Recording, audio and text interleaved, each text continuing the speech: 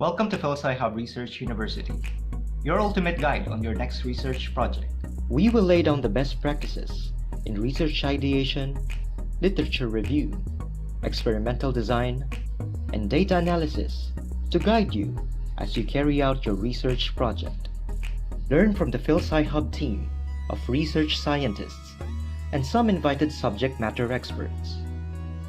fsai Hub Research University will be your personal coach through every stage of your research project, from ideation to final assessment. And the best part? It's absolutely free. Visit us at fsaihub.com and be part of this learning journey.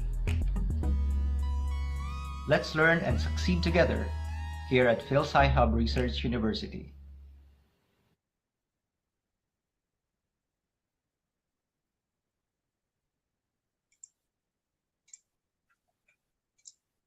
Mabuhay! Welcome to the Filipino Science Hub. Thank you for your continued support to this online platform. To our new participants, thank you for checking us out today, and we would like to officially welcome you to the fsai Hub family. Before we start the webinar, I would like to share some house rules in order to facilitate a smooth session. For our Zoom participants, we would appreciate it if you could turn your audio and video cameras off during the webinar.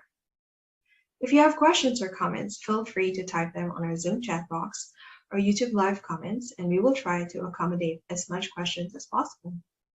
After the talk, we will have a 30-minute Q&A where the Zoom participants will have the opportunity to ask their questions live. For those who would like to receive a certificate of participation, a Google form link will be posted on our Zoom chat box, YouTube live comments, and YouTube video description towards the end of the webinar. Again, welcome to all our Zoom participants and YouTube live viewers. For those who are new and may not be familiar with who we are and what we do, allow me to share our mission and vision in the next few minutes. Filipino Science Hub is an online platform founded by our CEO, Filipino scientist, Dr. Jeffrey Camacho back in 2012. Currently, we are a registered nonprofit organization based in Houston, Texas, United States. Our mission is to promote STEM education and the culture of research among students and teachers in the Philippines and abroad. Our current global leadership team is comprised of volunteer Filipino scientists, seasoned STEM educators, and business executives across the globe. Our vision is to see a technology and innovation-driven Philippines, and we believe that this can be achieved by creating a new generation of well-rounded Filipino STEM enthusiasts. The vision is being carried out via our two major programs, the fsai Hub Ed program and the fsai Hub Research University. Through fsai Hub Ed, we are able to empower and support our teachers by strengthening STEM fundamentals education. We believe that this is important because the more equipped our STEM educators are, the more they can inspire students to pursue a career in science, technology, engineering, and mathematics. The other major program that drives our vision forward is fsai Hub Research University. This is where we provide tools for fundamentals of research and bring practicing scientists closer to the educational sector. Our official website is www.fsaihub.com. This is where you can access all our materials such as webinars, tutorials, modules, virtual lab, and features, all of which are free. We are also present in several social media platforms, so follow us wherever you are most active on to get updated with our web events. Again, thank you for being with us this morning. To officially start our webinar, I would like to turn the virtual floor over to our host today.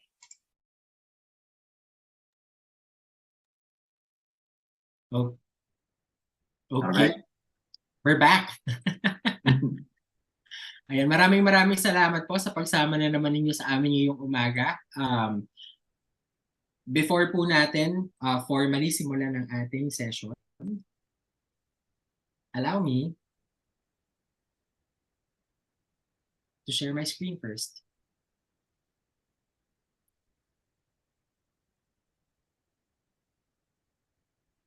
Kung mag-share siya.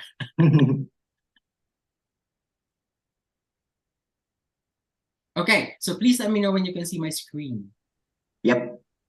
Alright, so pangalawang araw na po tayo ng ating Research Essential Skills Training. This training program is intended to help provide guidance and hone the skills of our STEM teachers and research advisors. So what we do here is we try to cover all of the steps of the scientific research process. We are highlighting the skills that students can actually learn from performing scientific research. And in the process po, this is not a formulaic discussion. Hindi po kami puro teorya lang ang ibibigay sa inyo. In certain instances, we provide context or case studies or examples para po makarelate dun sa iba't ibang aspects ng research. But then also at the same time, we also try to provide best practices that you can that you can implement in your classroom. So sa araw pong ito, we are going to be covering data analysis by JP. And then I will be covering the next two steps, which are drawing conclusions and communication. So gaya po ng nakagawian natin kahapon, we really appreciate if you can actively participate. So ang ganda po ng takbo na naging usapan natin kahapon kasi ang mga tanong po talaga ay bumuhos at nakatulong po yun sa ating pag-uusap. So we hope that you would keep that engagement, and hi nga po pala and good morning sa ating participants din po sa YouTube. So maraming salamat po sa pagsama sa amin ngayong araw na ito. And so in the interest of time, para po makarami tayo ngayong araw na ito, hindi tayo mag-overtime, I am handing the floor over to JP. Okay. So wait, let me just pull up my slides.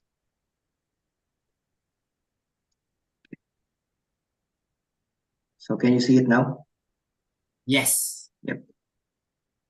So a very good Sunday morning po sa lahat, and well,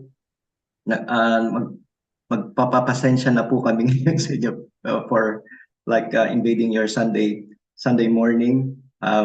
We know that it's a day of rest, but we really want to squeeze in all these content within this 2-day session para po marami tayong ma-cover.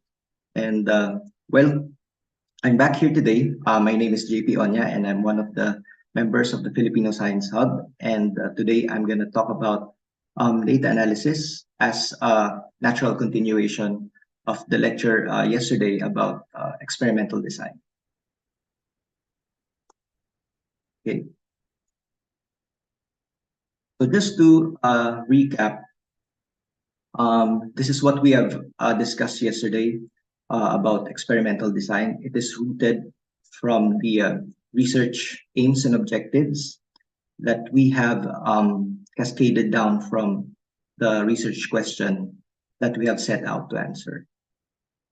Okay, so nandito na po tayo sa experimental design, or what is so-called like the data gathering part of the research. But after the experiments, we already have our data. So what do we do with our data? So we analyze it. Okay. And data analysis in research is used to draw valid conclusions. So ito yung bridge from the experimentation and the conclusion. And these conclusions are directly related in turn to the research question at hand. So bakit po importante yung data analysis sa research? Number one is it confirms or rejects a hypothesis. So you can recall that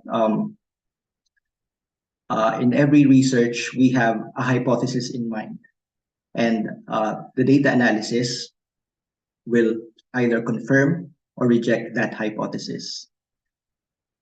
Secondly, it will provide reliable data that can serve as basis for future work. So when we already have a valid data analysis, or we already derived a solid and systematic data analysis, it provides a basis for future work. So meaning to say, it increases the body of knowledge on that specific research topic.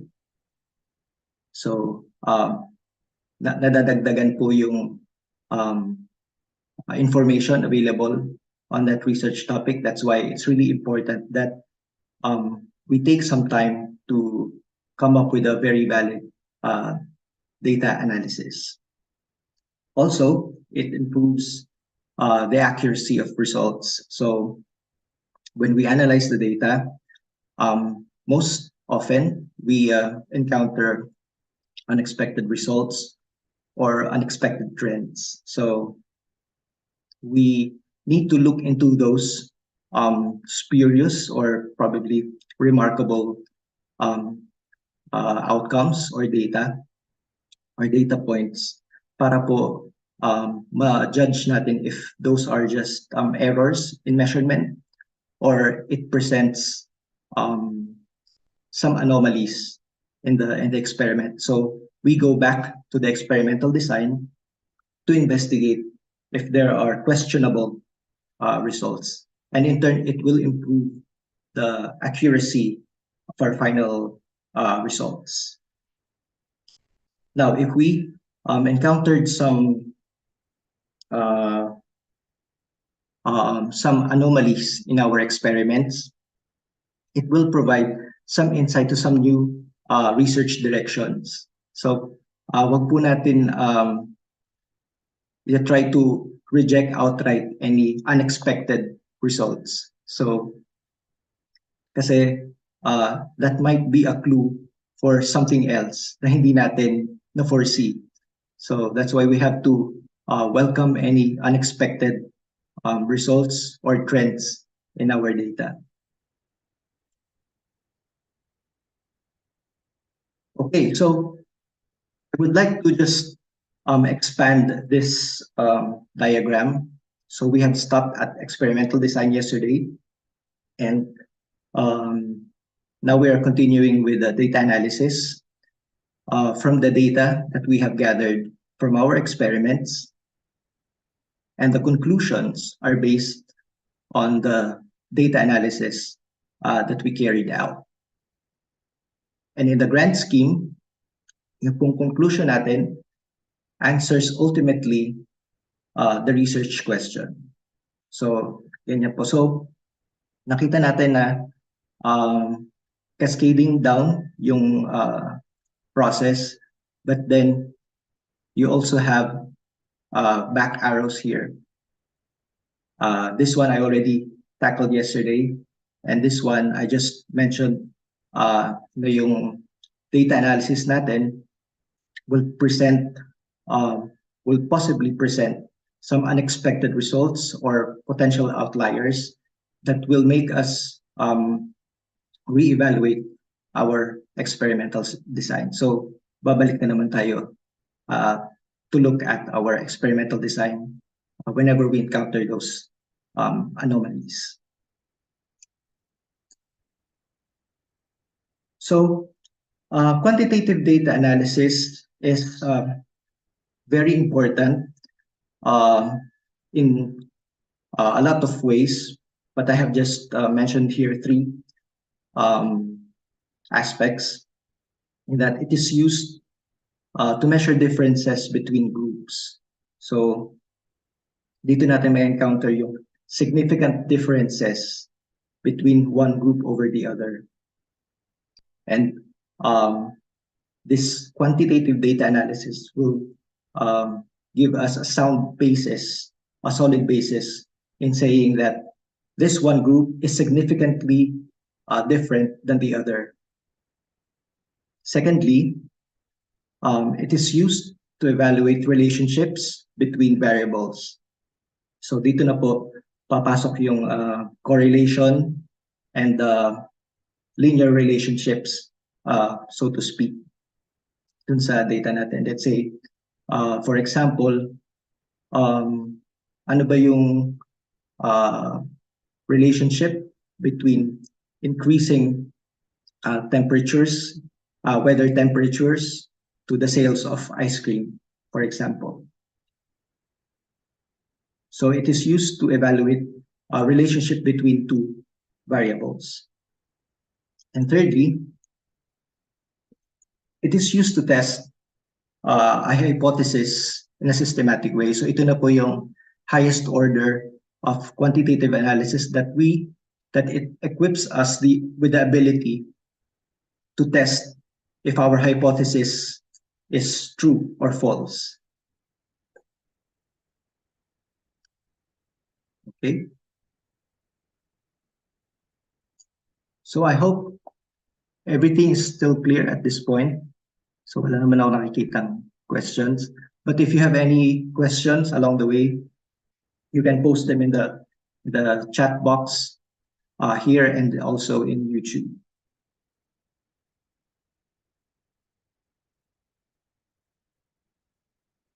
Okay. And by the way, ito pong mga points na dinidiscuss ko because we're now talking about essential skills. But I have chosen to dive into the fundamentals of quantitative data analysis because I want to set the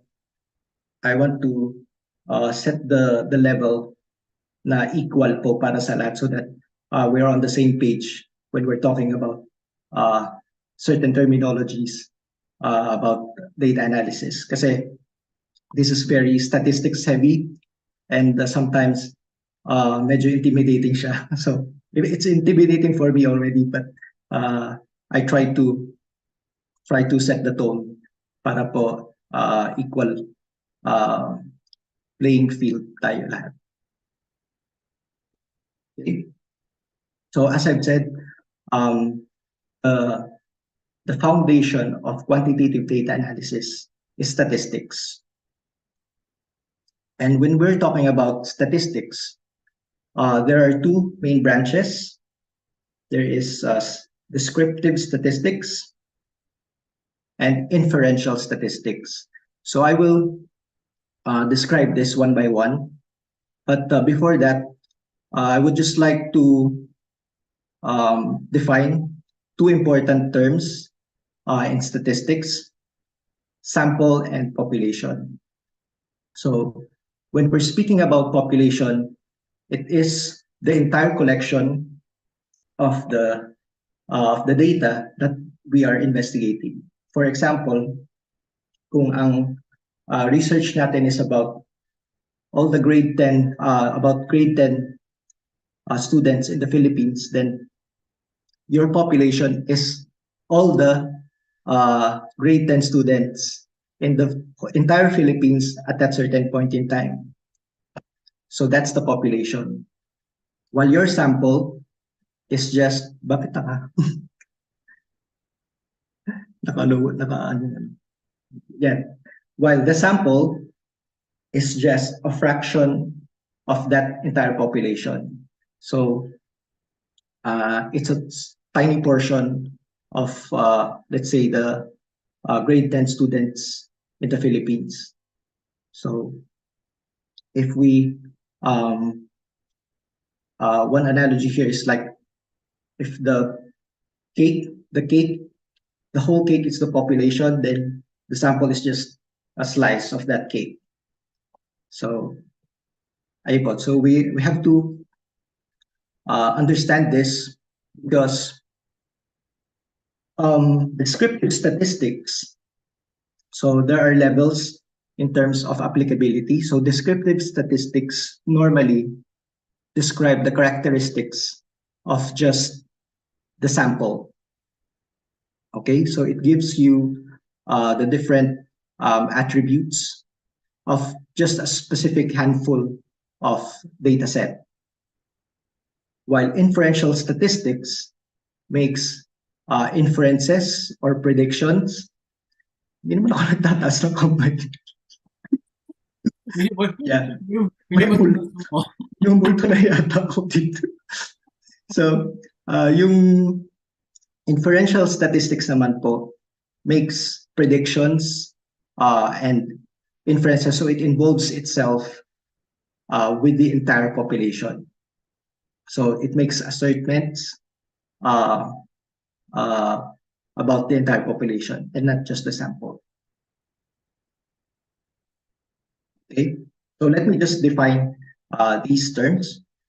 So descriptive statistics, as I've said, is describing the sample data set without making inferences about the entire population. So dito na po papasok yung mga natutunan natin sa stat, like terms like the mean, median, mode, standard deviation, and skewness.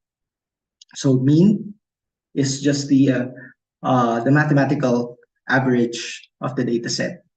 So it's just the average, no big deal. Median is the midpoint value when the numbers are arranged in order. So let's say highest to lowest, lowest to highest. The midpoint or the center value is the median. Mode is the most frequently occurring value or number in the data set. Standard deviation gives you an estimate of the closeness of the numbers to the mean or average. So very familiar din po tayo dyan. And the skewness describes the symmetry of distribution of values. So binibigay po nung skewness yung actual shape ng data natin, if it's normally distributed or it's leaning towards the left or right, or if it's positively skewed or negatively skewed. Okay, so let me just give you an example here. Let's say, for example, we have a sample data of 10 students, of the test scores of 10 students. So the mean is, let's say, 82, 82.1, and then the median is 84 based on this values, and the standard deviation is 9. So medyo malaki yung spread ng values around the mean, and the skewness is a little bit negative. So that means that our data has a negative skew. So makikita po natin yan dahil yung median is slightly higher than the mean. So yung skew niya is negative. Okay, and when we're judging about the skew, ito po yung yung tail ng data. So nasa left siya. Okay? So makikita po natin na yung difference between the mean and the median, in this case, di naman po siya ganun kalayo. So our data, our sample data, is somehow close to the normal distribution, although it has a slight skew, negative skew in this case.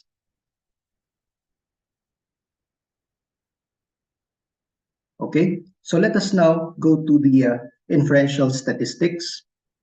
So the aim of inferential statistic is to make inferences about the population. And there are two types of inferences. One is it establishes the differences between the groups. Let's say, for example, the control group and the treatment group. So yung group na naka-receive ng treatments or manipulation. And inferential statistics also describes the relationships between variables, or cause and effect between those variables. And inferential statistic has such power that it is used for hypothesis testing. So when we are trying to test a hypothesis, it will normally require inferential statistics to test significant differences or causality between our variables.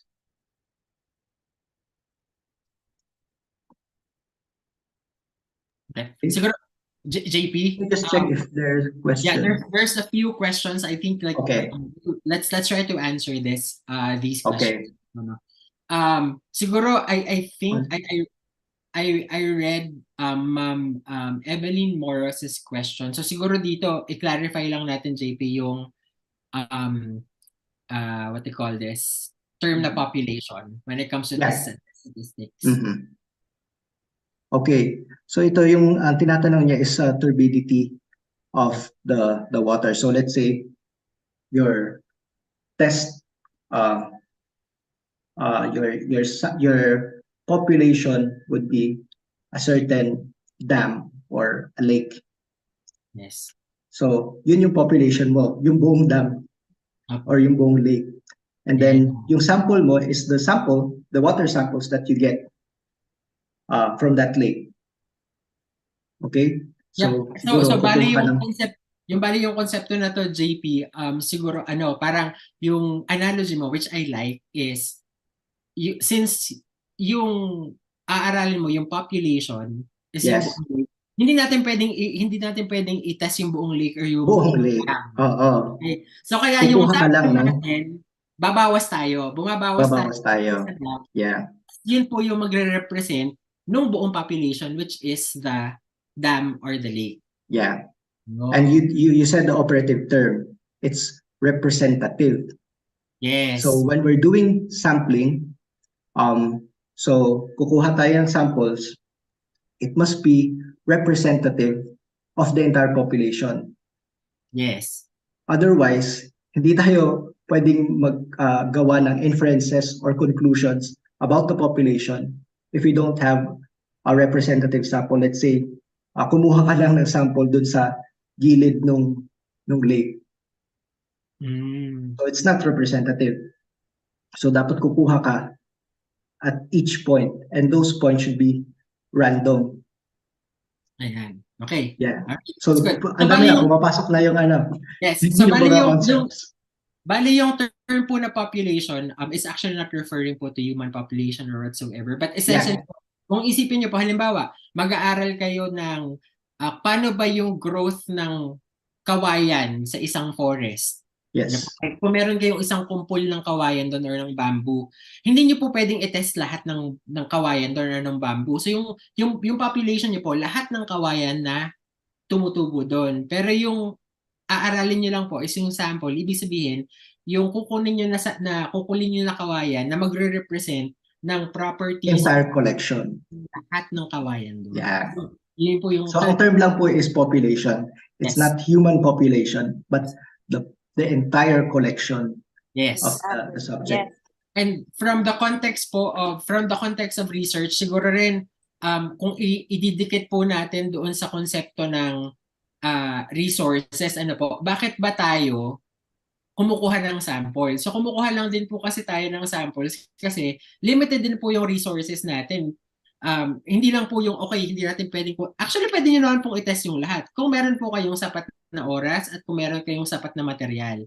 So pero po, for example, for water sampling, hindi nyo po pwedeng i-test yung buong dagat. Parang analogy yun, Yeah.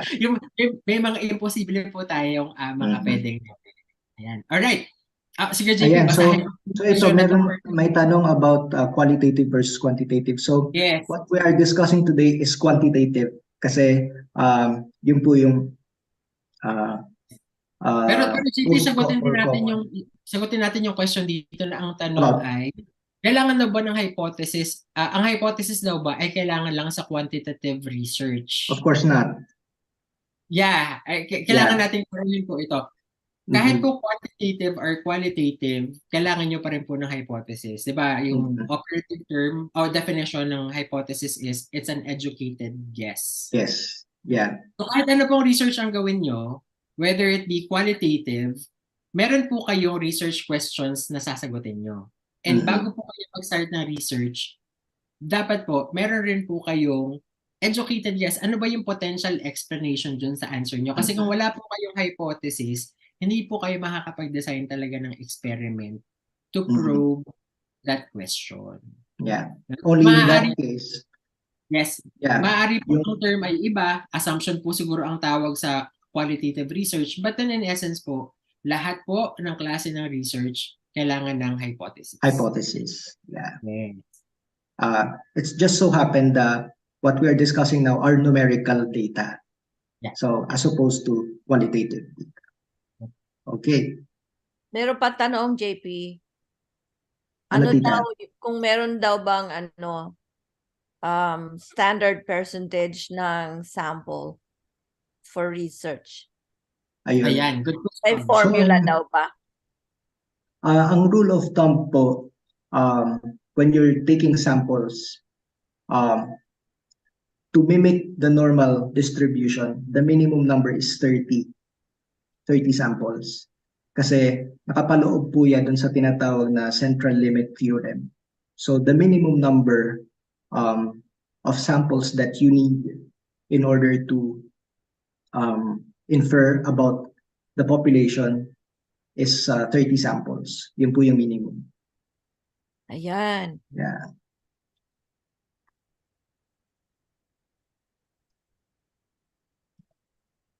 So gusto ko din po yun na nag-chip in din yung mga teachers about the question. So thank you very much po for participating. Okay. So allow me to continue. So I hope we're clear about the descriptive inferential statistics. But you can always pose your questions if anything is not clear. Okay. So ito, na-touch na natin to yung importance of sampling in inferential statistics because as I've said, inferential statistics makes inferences or predictions about the entire population. Our samples must be representative of that population. Okay? Or the composition must be the same as the population under study. If you're, let's say, when your population is the entire population of grade 10 students, and the theoretical composition of that is 50-50, 50 male students, let's say for example, 50 male students and 50 female students, then your sample should also be 50-50, not 80-20 or 40-60. Yeah. So dapat pareho ang composition. It's representative. Okay. So what are the statistics used for inferential statistics? So ito po yung most common. So this is not hindi po ito lahat obviously, but these are the common ones. We have the t-tests. When we want to compare the means or the averages of two groups of data. So dalawa lang yung kino-compare natin to test if they are significantly different. And most commonly, ito yung control group versus the group with treatment. Okay? So t-test lang po yan. Dalawa lang yung kino-compare natin. While on the other hand, ANOVA or the analysis of variance compares the means among multiple groups, 3 or more. No? So pareho lang siya ng t-test. It compares the means, but it is applicable for 3 or more multiple groups. Okay, and then another tool in inferential statistics is correlation analysis. So this one evaluates the relationship between two variables. So tinitingnan yung correlation dun nga sa analogy ko earlier. Nagko-correlate ba yung pagtaas ng temperature, let's say yung init ng weather natin sa sales ng ice cream. So how well are they correlated? Or sale ng halo-halo, ganyan. So how well they are correlated. So wala ka pang, at this point, wala ka pang ini-infer or pinipredict na cause and effect, which is described by the regression analysis. Okay? So regression analysis on the in contrast to correlation analysis assesses the relationship between two variables and determines the cause and effect between them. So, kapag ba uminit yung panahon, tataas yung sales ng ice cream. So, does one variable affect the behavior of another variable? So, dun nakapaloob yung regression analysis. It describes causality or cause and effect between two variables. Okay.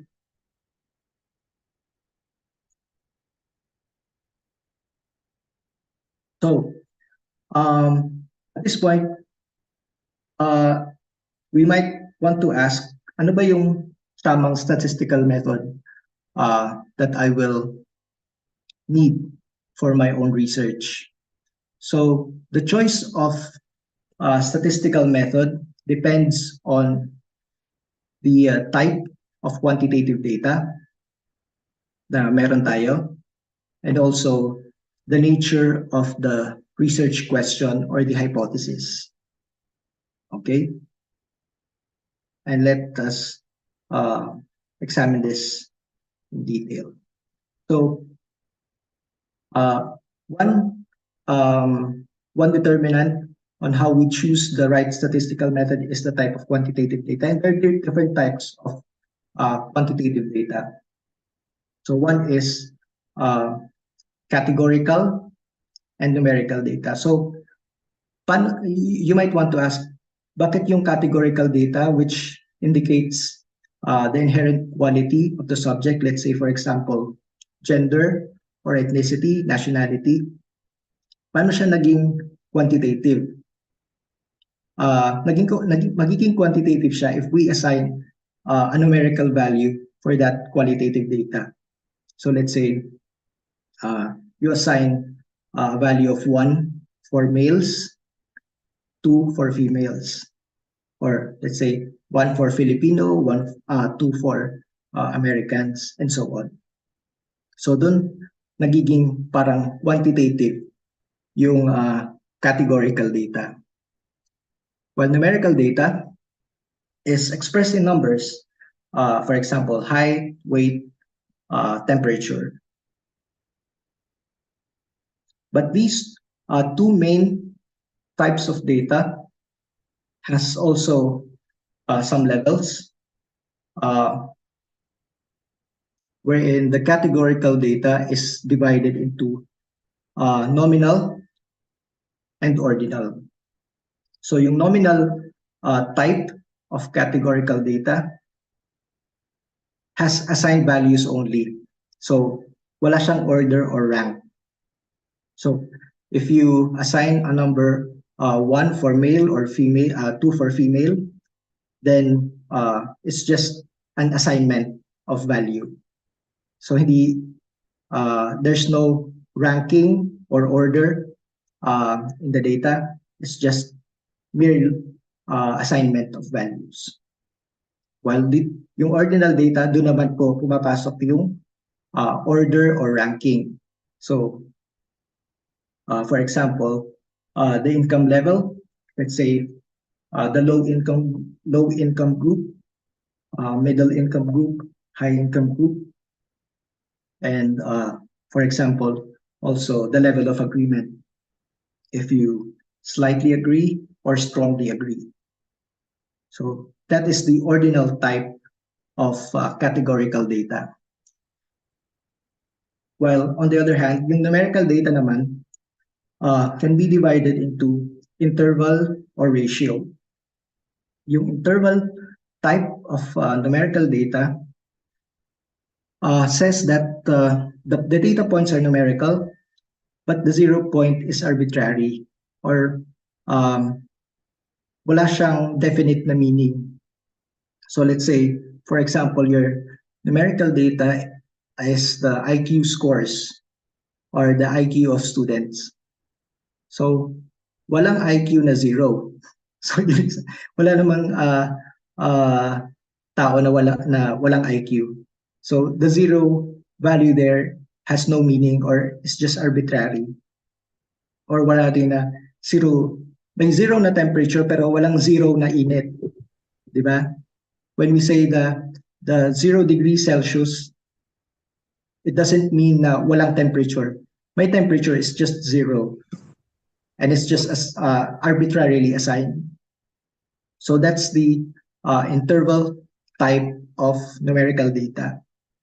So yung pinakamataas na order ng numerical data is the ratio, where the data points are numerical, but the 0 point means absolute zero. So if you have 0 centimeters, then that means walang height. Zero ang height, it's absolute. Or zero ang weight, 0 kilograms, it's weightless. Okay? Or length. So ito po yung pinakamataas na type of numerical data because we're able to do mathematical operations with those ratio type and all the different mathematical operations for those types of for that specific type of numerical data. So this is very important kasi it's a jargon. It's a jargon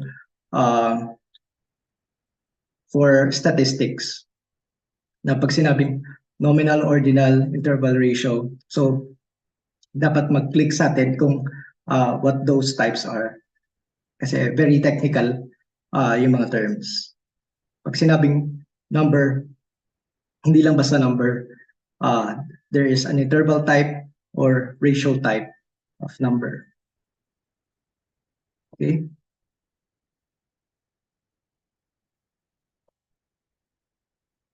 So let me just give an example on how we choose the statistical tool based on the type of our quantitative data. So let me just switch over to a website. So I found this website on the internet from UCLA or the University of California in LA, where they laid out in tabular form the ways on how to choose the correct statistical test based on the type of quantitative data that you have. So if you have one variable, let's say one variable with one independent variable, if the nature of the dependent variable, let's say for example, is interval and it's normally distributed, then you can employ or use one-way analysis of variance. So ito yung parang summary nung parang recipe book on what the statistical method applicable to a certain type of dependent variables and their type of quantitative data. So I will post this link later para po mabisita nyo so that it will also help you in choosing the right statistical tool for your data. Okay. Let me just go back.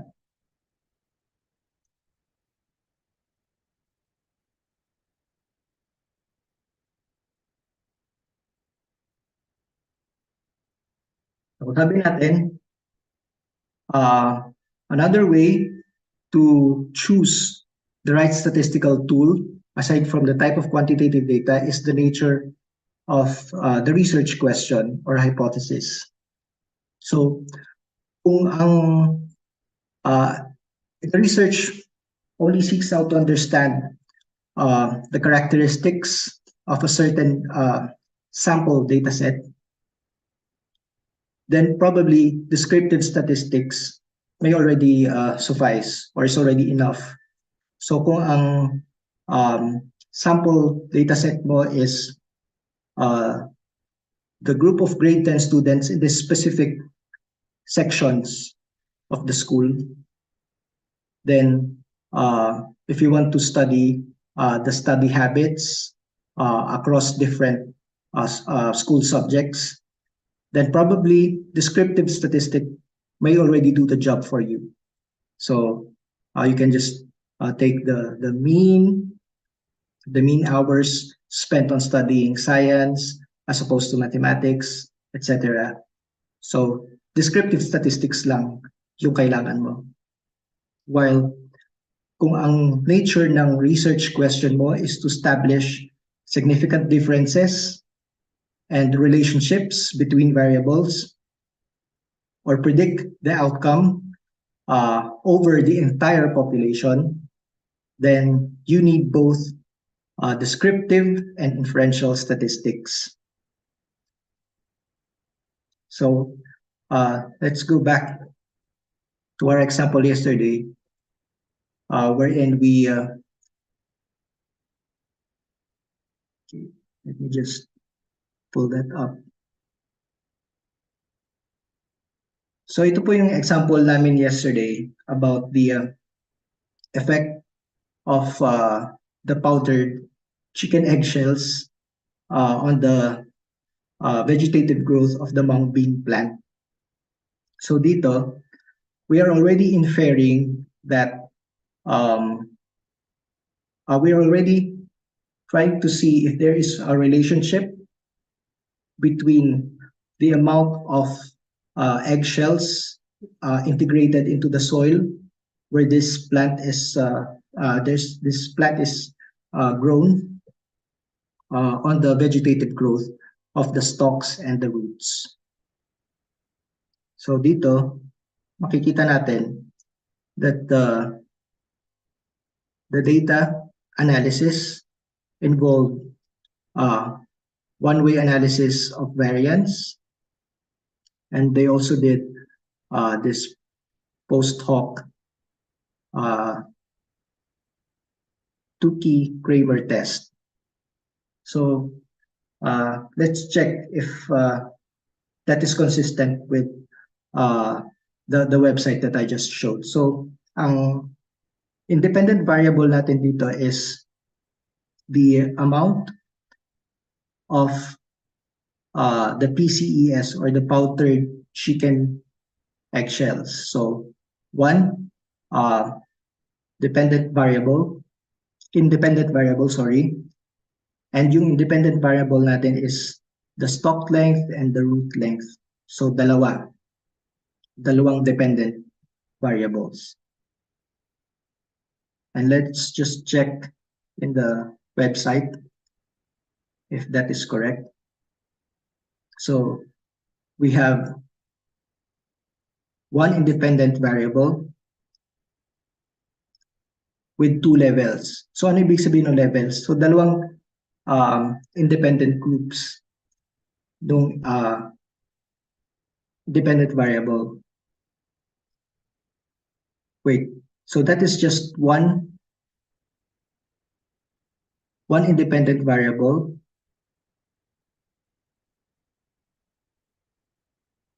and two dependent variables. Two sets.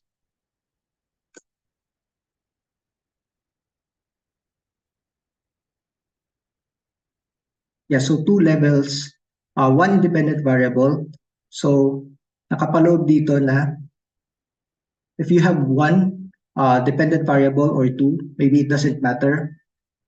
You can use one-way ANOVA for a normally distributed and interval type of data. So by the way, in this website, yung numerical data nila is just coupled into interval. So hindi niya dinidistinguish between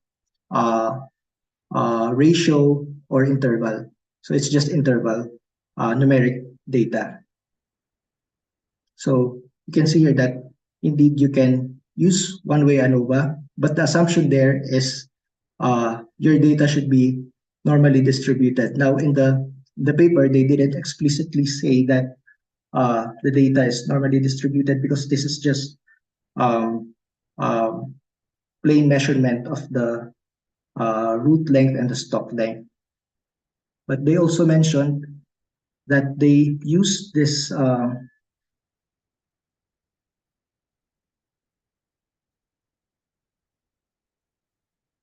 Tukey-Kramer test. Kaya lang hindi ko makita yung ano. Hindi ko makita yung tab. But anyway, yung Tukey-Kramer test is used when you're comparing the means of two variables with unequal number of with not equal number of observations. Let's say for example, yung kinuha nila na sample for 10 days ay kinuha nila na measurements for the 10 days is 5 measurements. Pero nung 20 days, 4 na lang. So, di equal yung number of observations. So, may mga specific tools din na pwede natin gamitin in those cases. And for this example, they found this Tukey-Kramer test. So, di ko lang ma-pull up yung website. Nakaharang tong tab ng ano. But anyway.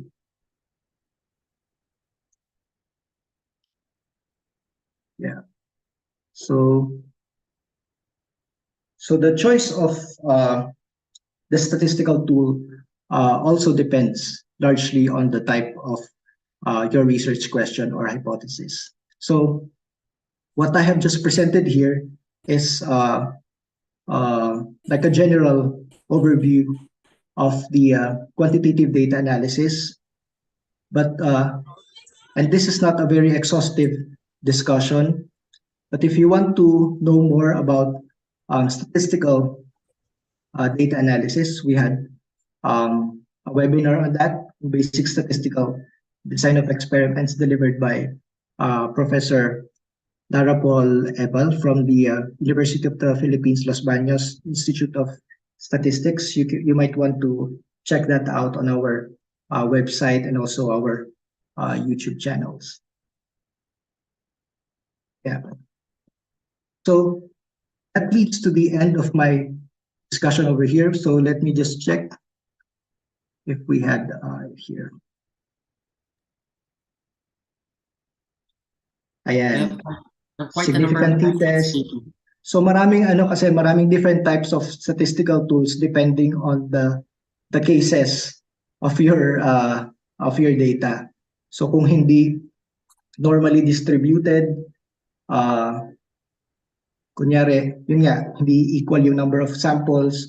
So there's a tool for that. So marami siya, di lang one-way ANOVA.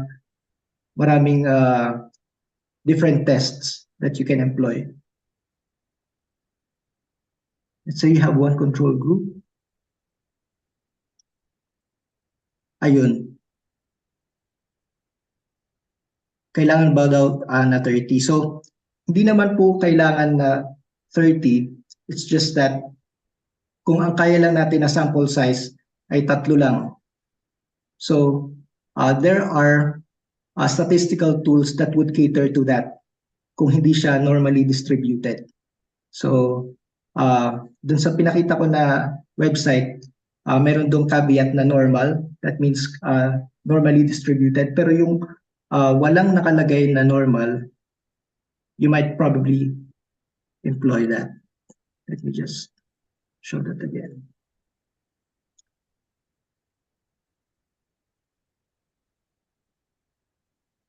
Wait.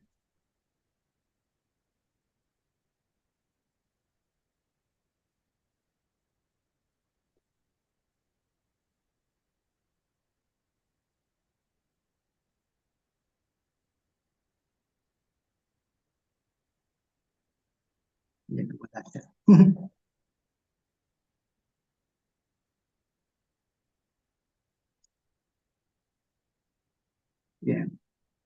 So nakalagay dito normal, meaning normally distributed.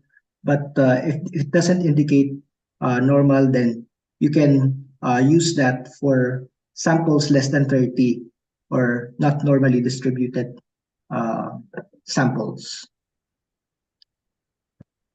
So, JP, I have a question. Are you familiar with the Sloven's formula? No. Sorry. Or hindi ako Kasi napakarami nila. Okay. Okay. And actually dun sa mga research natin, catalysis, Yes. most often this is really impossible. No? At best, 3 trials lang yung nagagawa talaga natin per condition, and yung statistical data analysis is not directly applicable to every research, but for like clinical trials and other measurement data researches, it's very important. Yes. Yeah. Ay, siguro, you're bringing up like a very important point. Kasi, by the way po, yun pong scope ng topics or the nature of the research studies that we implement, iba-iba po yan. JP mentioned something about what we do in catalysis or in other areas of science. For example po ako, I practice synthetic organometallic chemistry. So meaning po, I am building molecules.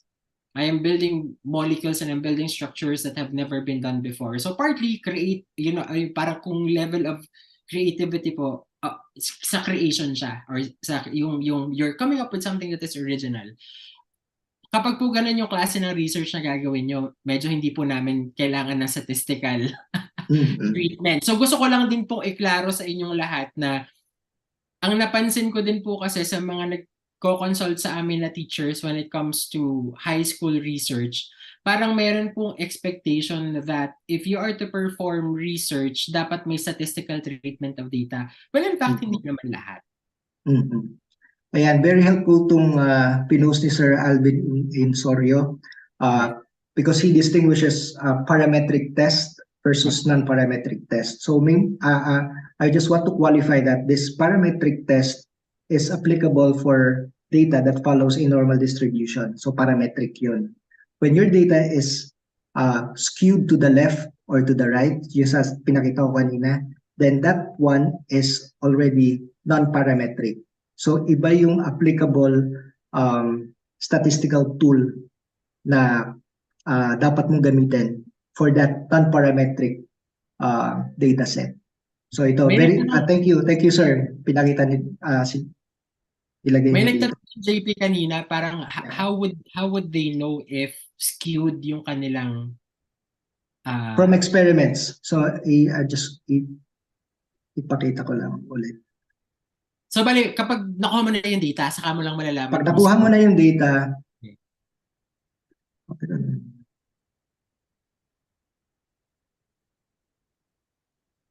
yeah, so let me just go back. Kung paano malalaman kung positively skewed, it's from the data. So you make a histogram, a frequency distribution of the data, then dun mo malalaman kung yung median mo is higher than your mean or vice versa. Then dun mo ma-determine if it's negatively skewed or positively skewed. Yeah. And these two are non-parametric, again, non-parametric data sets versus a parametric a data set for a normally distributed data. Yun. Mukhang ang dami ditong sobrang nag-resonate itong topic na to. Ang dami nilang like very specific and essentially case-specific questions, like asking about like kapag yung paggamit ng ANOVA, if you have like a limited number of groups, but then you also have a different number of samples per group. Yeah. So I just presented like a general overview on how you decide on that. Pero yung mga very specific samples, sorry po, hindi ako statistician. So you might want to consult. You might want to consult, but then also check out po yung talk ni Professor Lara. Yeah. Kasi yun talagang Digital yun niya doon. Yeah. It was, I think, a 2.5 hour talk. So what we Yeah. have that long talk po, and what we also did was we spliced her talk according to topics. So Yep. pag sinearch nyo po dun sa YouTube channel ng fsai, meron po dong mga talks about like ANOVA, yung mga RCBD, Yeah. hinimay niya po lahat, yung fundamental approaches or the statistical design of experiment, and she also talked about yung mga tools po, statistical tools that you can use. Meron din po atang free na statistical treatment tool na madadownload nyo from IRI, from the International Research Institute. Yun po, dinesign ng mga eksperto sa UP. Yeah. So, And dun sa link na pinost ko, meron din siyang parang mga sinasuggest na ways to determine that in different programming tools like R, SPSS. Yes. Ayan. So I'm gonna post the link here and just I'm also gonna post this in the post-test evaluation so that you can. Yes. Ayun. Actually, that concludes my part. Ang ganda naman ng flow ng discussion. Mukhang maraming eksperto na rin at experience tayo mga teachers when it comes to statistical treatment of data. So that's very good. Yeah. Yes, ayan. So ano po, maganda po dyan, hindi po tayo madamot, sinishare po natin ang ating mga tools para makatulong sa ating mga kasamahan. Ayan, maulitan pa. So T-test, asan yung tanong nula? Seems that choosing the right statistical treatment depends on the research objectives, questions, and research design of the study and experiment. Tama po yan.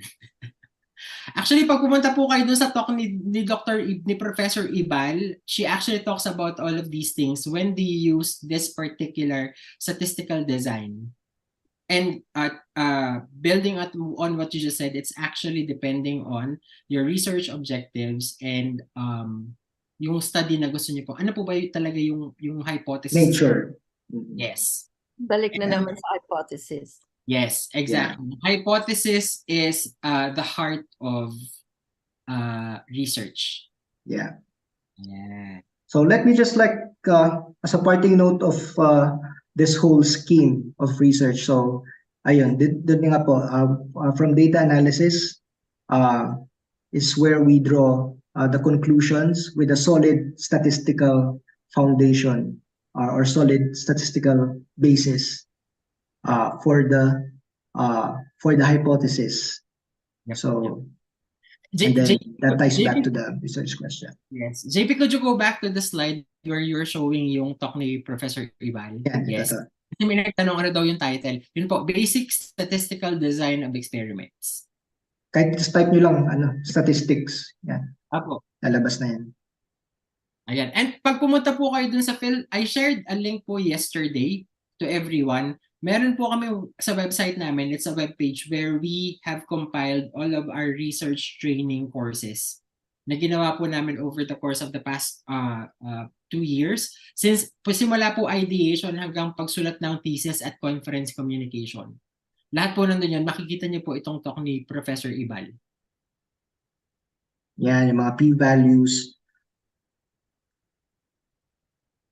Yan, hindi ko na siya dinitalya, sorry po. I can't go to that level of detail. Yes, opo. Yep. All right. Okay. Okay.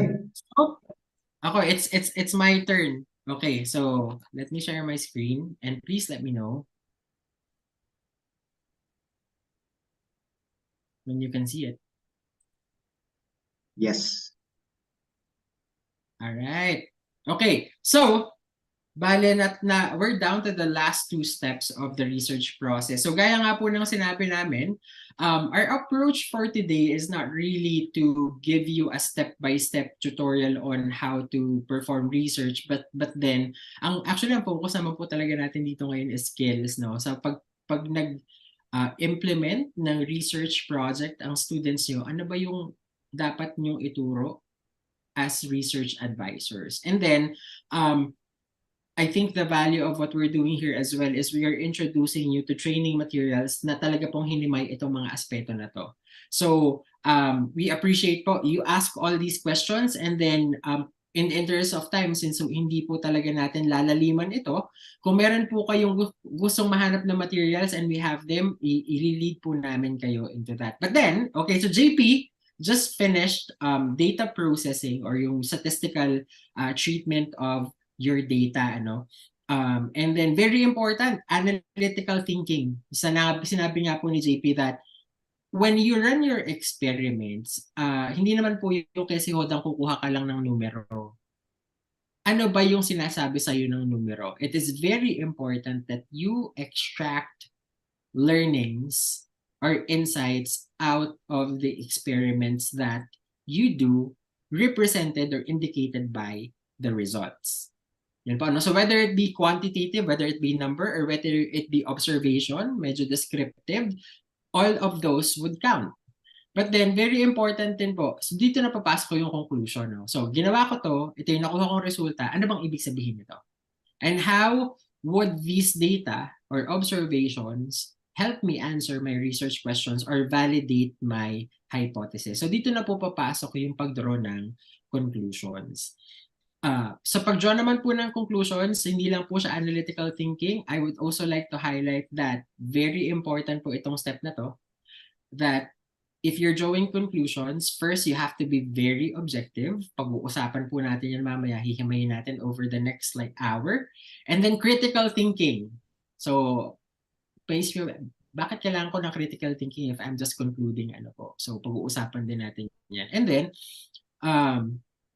yung pong truest sense of research is only realized if the results or the lessons that you learned from your research are shared or communicated. So, yun po dapat ang papakakaisipin natin, na walang katuturan yung ginagawa natin kung hindi matututo yung mga tao sa mga ginagawa natin. As JP said earlier, when you perform your experiments and you start gathering data and processing the data at ini-interpret mo siya, at the end of it, when you report it, you are contributing to the body of knowledge in your area, in your chosen area. So meron ka laging ambag. So kaya po mahalagang maayos yung proseso natin ng pag-interpret ng data, because we might end up contributing something that is wrong or hindi po talaga data-driven. So ito pong part na to is napakahalagang talagang sanayan niyo yung mga estudyante niyo kung paano ito gagawin ng maayos at tama. Alright, but then yung approach po natin, hindi po ako magsisimula sa conclusion. Diretso muna tayo sa communication, and ang ating session for ang part ko po sa talk na ito, we're gonna focus on research report writing. And then sa dulo nito, nandun na yung conclusion, saka na natin hihimayin yun. Paano ba tayo mag-draw ng conclusions? Okay po ba? Alright. Okay, so communicating your scientific research. Yung nakikita nyo po dito sa slide na to, I am showing two caricatures. One representing the researcher and the other representing who we call our stakeholders. So your stakeholders could be yung peer reviewers if you're writing a journal article out of your research. It could be your thesis or research panel, so yung mga magbabasa at mag-a-approve ng inyong research project, or it could be magiging readers ng inyong report, fellow students, the entire school, or yung readers ng journal publication. So it's very important po na klaro sa inyo that when you're writing, you're not just writing for you to express yourself. You're actually writing your report up for it to be understood and to be accepted or challenged by your intended audience. So mahalaga po yun. Ipapaliwanag ko po kung bakit ko ito hina-highlight ngayon.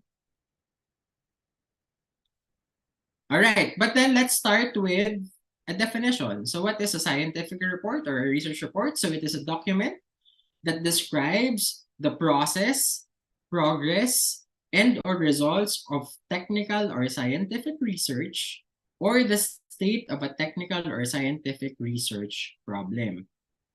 A scientific report may also include recommendations and conclusion of the research. So yun po, himayin natin. May 3 pong points na binanggit dito. Describes the process, progress, and results of a technical research or of a scientific research. So meaning, yung scientific report po will have to document kung ano yung mga ginawa ninyo sa inyong project. Second, the state of a technical or scientific research problem. So dito po papasok yung context, yung diniscuss natin kahapon sa review of literature, that for you to clearly communicate the purpose of your research, you have to make it clear to the reader ano ba yung state of the art and what's missing or what's actually the gap in the area that you are studying.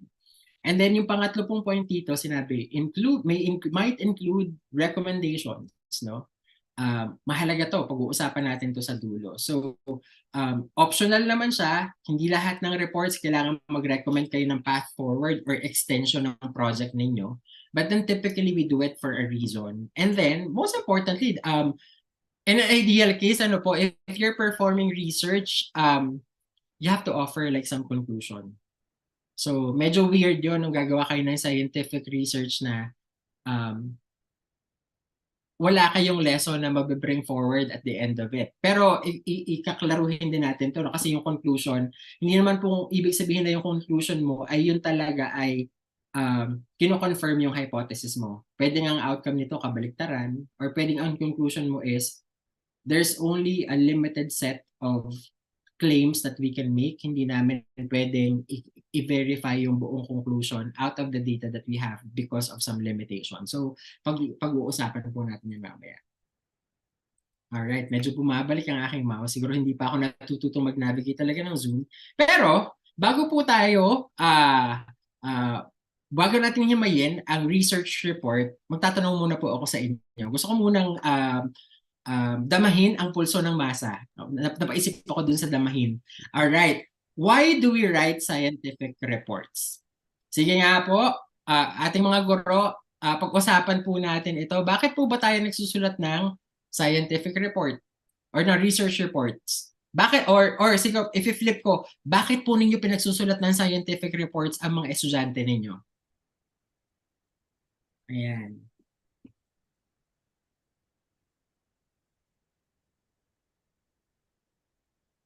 Silipin natin yung YouTube kasi Ayan, oo.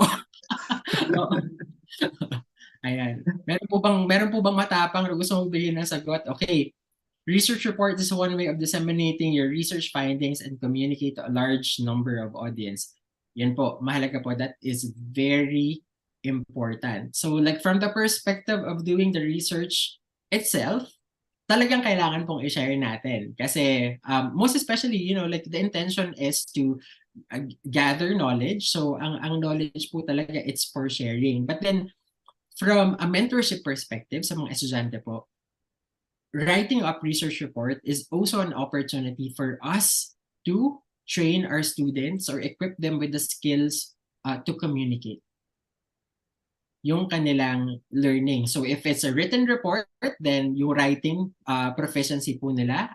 If you're asking for them to present their data or their findings in a conference, so magandang practice din po yun ng communication skills nila. But then mamaya pag-uusapan na rin natin, ano ba yung ibig sabihin ng communication from a research report perspective? Is it just a matter of presenting your data? Ano ba talagang nangyayari dyan? Ayan. Okay, ano pang mga sagot dito? Because a research work is not research in the real sense if findings are not disseminated. Nako, totoong-totoo po yan. To determine the level of scientific and research skills achieved by the student. Gusto ko po yung sagot niya, Sir Lyndon, kasi this is also a way for us to assess. Diba? Yung mga estudyante ba, ginawa lang ba nila yung mga nakalistang procedure or naintindihan ba talaga nila yung entire process? Were they able to come up with a coherent narrative? Meaning, nakukwento nila yung entire journey kung bakit nila pinili yung topic, paano nila tinakal yung topic, paano nila nakuha yung resulta, in-interpret, and paano sila nakapag-offer or nakapag-contribute ng bagong knowledge. Research reports allows the researchers to be able to communicate the results of the study. Okay, so mukhang yung common theme na yan. So nakakatawa naman po na meron pong siguro common understanding ang mga guro natin that is this is a very important part po ng scientific method even, that we have to communicate what we learn. All right. Okay, ito gusto ko yung sinabi ng Sir Alexis Bayan. To scrutinize how results are true, valid, and reliable. Magandang point po yan, most especially when it comes to oral presentation, kapag nire-report nyo yung research nyo, we get asked questions. Right? Actually, even like sa written communication, when you are publishing, yung term na peer-reviewed, experts will scrutinize the validity of what you write. So part of communicating is not only sending your message across, but it's also defending or providing enough data to convince people that your results are right.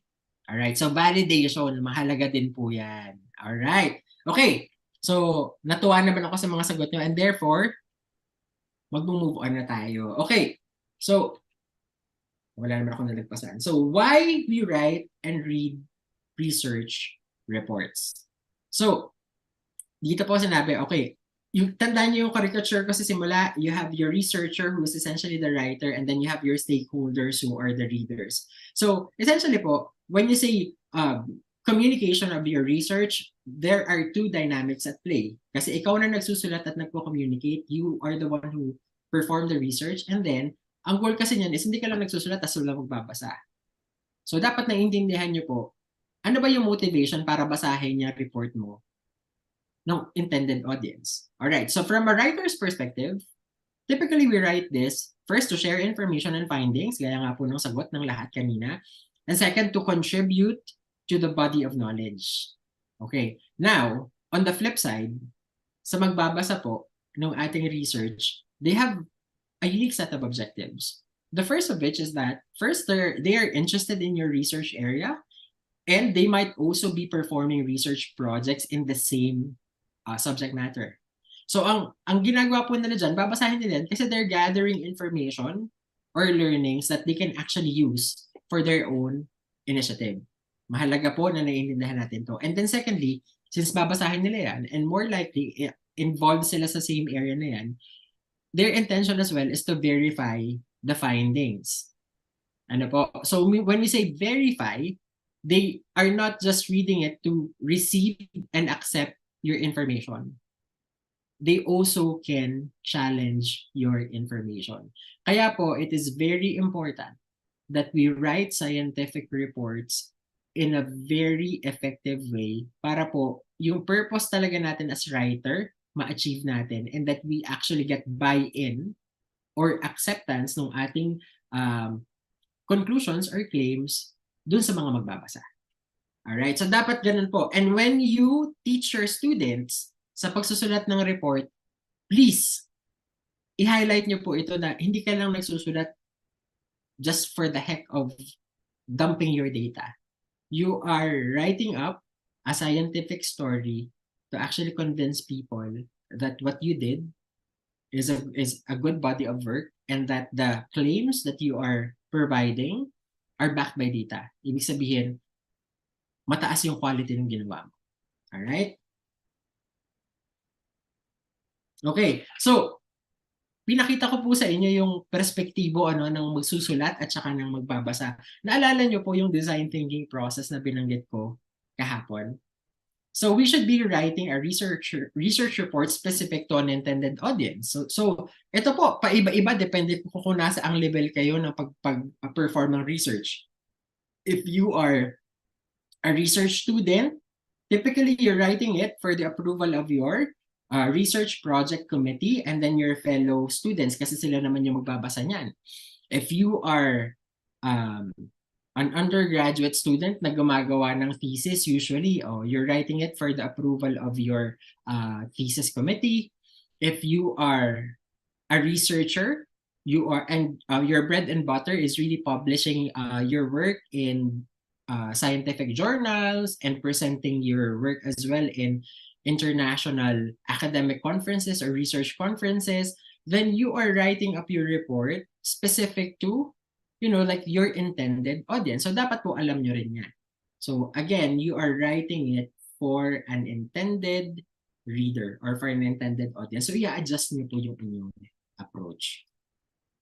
Alright, so pasok tayo dito. How do you write scientific research report? So ang goal ko po sa section na ito is to give you an idea of siguro yung more general or more generic na format ng isang research report. So, and we're gonna course through the different parts of it. And then, dun sa mga case studies po na ipapakita ko sa inyo, sa mga specific examples, I will try to provide, like information and best practices to help you write up a compelling research report. So, we'll try our best po to give you, some specific examples. But then again, kung maghahanap pa po kayo ng mas meaty na discussion of this, marami po tayong mga nakakahon na webinars dyan, from writing research proposals, writing scientific article, hanggang sa pagsusulat po ng thesis, ng science thesis. Meron po kami dyan sa Filipino Science Hub. So puntahan niyo lang po yan sa aming YouTube channel and sa website. Alright. Ay, mabalik naman ulit tayo sa tanong. So bago po uli ako maghimay ng mga ituturo ko, tanong ko naman po sa inyo, saan po ba kayo nahihirapan pagdating sa pagsusulat? What's your biggest challenge when it comes to research report writing? Ayan. So sabi ko nga po sa inyo, design thinking, hindi po ako lang yung kukuda dito. Ano po, tatanong ko din kayo para po yung mga ibibigay kong examples ay contextualize sa inyong mga pansariling karanasan. Ayan. Ako din, nahihirapan din ako. Alright, so saan ka magsa-start, diba? Ano yung starting point mo? Yes. Sabi ni Sir Kevin, motivation, napakahirap pumugot ng drive magsulat. Actually, writer's block. Totoo. Minsan po, kahit gaano mo gustuhin magsulat, if your headspace is not in the right place, ang hirap po. It's like pulling a healthy molar. Kahit pagsulat ka, walang kinakapuntahan. Second, writing a creative academic research paper that's suited with the target audience and reader. So ito po actually, di ba sir, medyo nakaka-intimidate yun na parang, teka, paano ka magsusulat ng research paper? Parang pare-parehas lang naman yan, no? So technically po, ang recommendation ko dyan is, you'll learn how to do it. You'll be comfortable adjusting the tone or adjusting your writing style as you practice. Ayan po. So, key is expose yourself to those different environments or avenues or different fora. Yun po yun. Converting a thesis to a publishable manuscript. Eto, naku yan, na-trigger ako. Sinabi ko, Sir Wayne. Okay. Huminga muna. I have to pick my words really well. Carefully.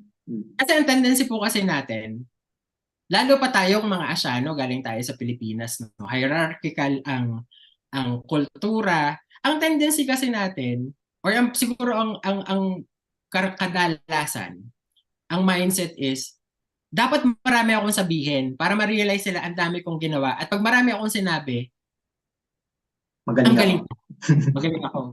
Pero technically, when it comes to research report writing, less is more. The more concise, the clearer you communicate. And most importantly, kapag hindi masyadong jargony, meaning hindi ka masyadong nagpapasikat sa ginagamit ng terms, mas may impress yung mga tao. So meaning, you're writing to express, not to impress. And mahirap po talaga yan, Sir Wayne. Kasi diba yung parang, how do I fit? Kasi ang tendency, ay, 2 taon kong trinabaho tong thesis, bakit ko pagkakasyahin sa 2 pages? Diba? Baka meron silang hindi makita. Ganyan. Pero right. Sir Wayne, ang sagot ko dyan is, ang mga journal articles po, merong supplemental information. Kung gusto nyo pong maglagay ng 2 chapter doon, pwede nyo pong i-deposito doon. Pero the challenge really is, how do you write a report in a concise manner that is not only, hindi naman pwedeng concise tapos wala naman laman. Diba ang turo sa atin ay KISS? Yeah, keep it short and simple. And alam niyo po, keep it short and stupid. Okay, so ito, magiging chikahan muna to bago ako humimay nito. Kasi alam niyo po ba, okay, so I enjoyed writing research reports. Umaabot po ako sa punto na I had a few publications na pagka-submit, tanggap ni isang punctuation mark, walang binago ang mga editor. And that's mainly because sobrang exposed ako sa campus journalism since elementary hanggang high school. And I was a news writer. Napakagandang training po nun. So kung yung mga estudyante nyo po na magagaling sa science, i-convince nyo mag-journalism kayo kasi that will give them the head start. Alam nyo kung paano magsulat. News writing most especially because it's factual. You're not making, hindi mo ginagawang mabulaklak. It's really keeping it short and simple. You're writing to inform, and you're always writing about something based on data. Facts. At saka matuto silang mag-wordsmith. Yes. At saka alam nyo po, kapag pupunta kayo sa international scene, you actually lose credibility kapag sobrang, if you're beating around the bushes. Yung meaning, Yeah. you say a lot but you don't mean anything. Pagka kami ang nag-review, if we have a sentence that's 40 words long, automatic yun, reject. Nire-reject namin. Pag pag nag-review ako. Ako rin po. Alright, kasi gano'n naman yun. If you read up your report, alam niyo po, isa ko pang tip. We're jumping the gun. When you're writing up a report, read it out loud. Kapag pinasa nyo yan at ang awkward pakinggan, pangit ang kasulat nyo. Diba? Ang napaka-brutal ng pagkakasabi ko. If you read it out loud and you sound awkward at hindi mo naintindihan yung sinasabi mo, pangit pagkasulat. Alright. Okay. Writing the conclusion and recommendations. The challenge is coherence of the entire thesis or research paper. Nako, ayan. Lumalabas na ang mga challenges. Full-blown tawag dito? Na-distract ako, nag-admit ako ng mga pumapasok. Ako na. Full-blown research po kasi ang nagmamaterialize sa ibang university and colleges. Unlike po sa ibang university, IMRAD po ang gamit from undergrad to graduate program. Hindi ko naiintindihan po yung full-blown researcher kung ano pong pinagkaiba nun sa IMRAD. Pero I think technically it should just be the same. I mean, hindi ko alam kung merong special section sila. Anyways. Alright. So, mapunta tayo dito sa sa inihanda ko. Asan ba ako? medyo na-trigger ako doon. Alam niyo na po, para ako si Tulfo. Pag na-trigger, kung ano mga pinagsasasabi. But ito yung approach po natin yung araw na ito. Hold your horses. I will present a case study na kaparehas lang din po nung ginamit natin example kahapon. Yung case study natin kahapon was gold nanoparticles. We're trying to come up with size and shape uniform nanoparticles na hopefully cheap ang production. And we're gonna be exploring yung anti-cancer properties niya. So, ang gagawin po natin, magsusulat tayo ng pahapyaw ng report out of this case study. Alright? So, we're gonna course through all the parts and then magbibigay ako ng tips and best practices. Alright. Basic structure of a research report. So, yung nabanggit na kanina, ito yung siguro basic and most common structure of a research report. Andito, so you've got your abstract, and then yung sinabi na kanina sa chat box na IMRAD. So you've got your introduction, your methods, and then your results and discussion, and then your conclusions. And then may pinakita ako dito sa dulo. I read out the font na optionally, when you are writing up a research report, you may offer or recommend some future work. And then I grade out, but this is not optional. Kailangan din, of course, yung references. Though hindi siya isinama dun sa IMRAD, non-negotiable, kailangan meron kayong references. And what I also did here was I highlighted certain parts that would make up different types of report that we write as we tackle a research project. So, sa simula, like when you are choosing a topic, refining it, establishing the context upon which you are doing your research, and making the relevance or importance of your research clear, and planning, like your approach to prove or disprove your hypothesis or to answer your research questions. Yung first parts po na yan, yung abstract, introduction, and methods, those are all parts of a research proposal.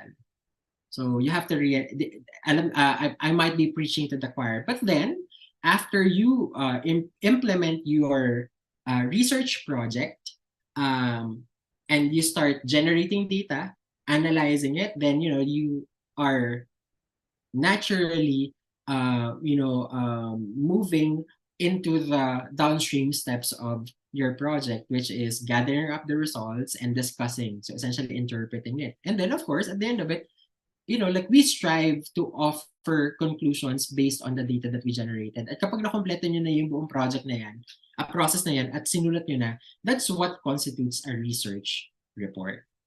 All right. Okay, so may mga labels tayo dyan ng sections na binanggit ko. But then, ano ba talaga yan? So abstract, it's an overview.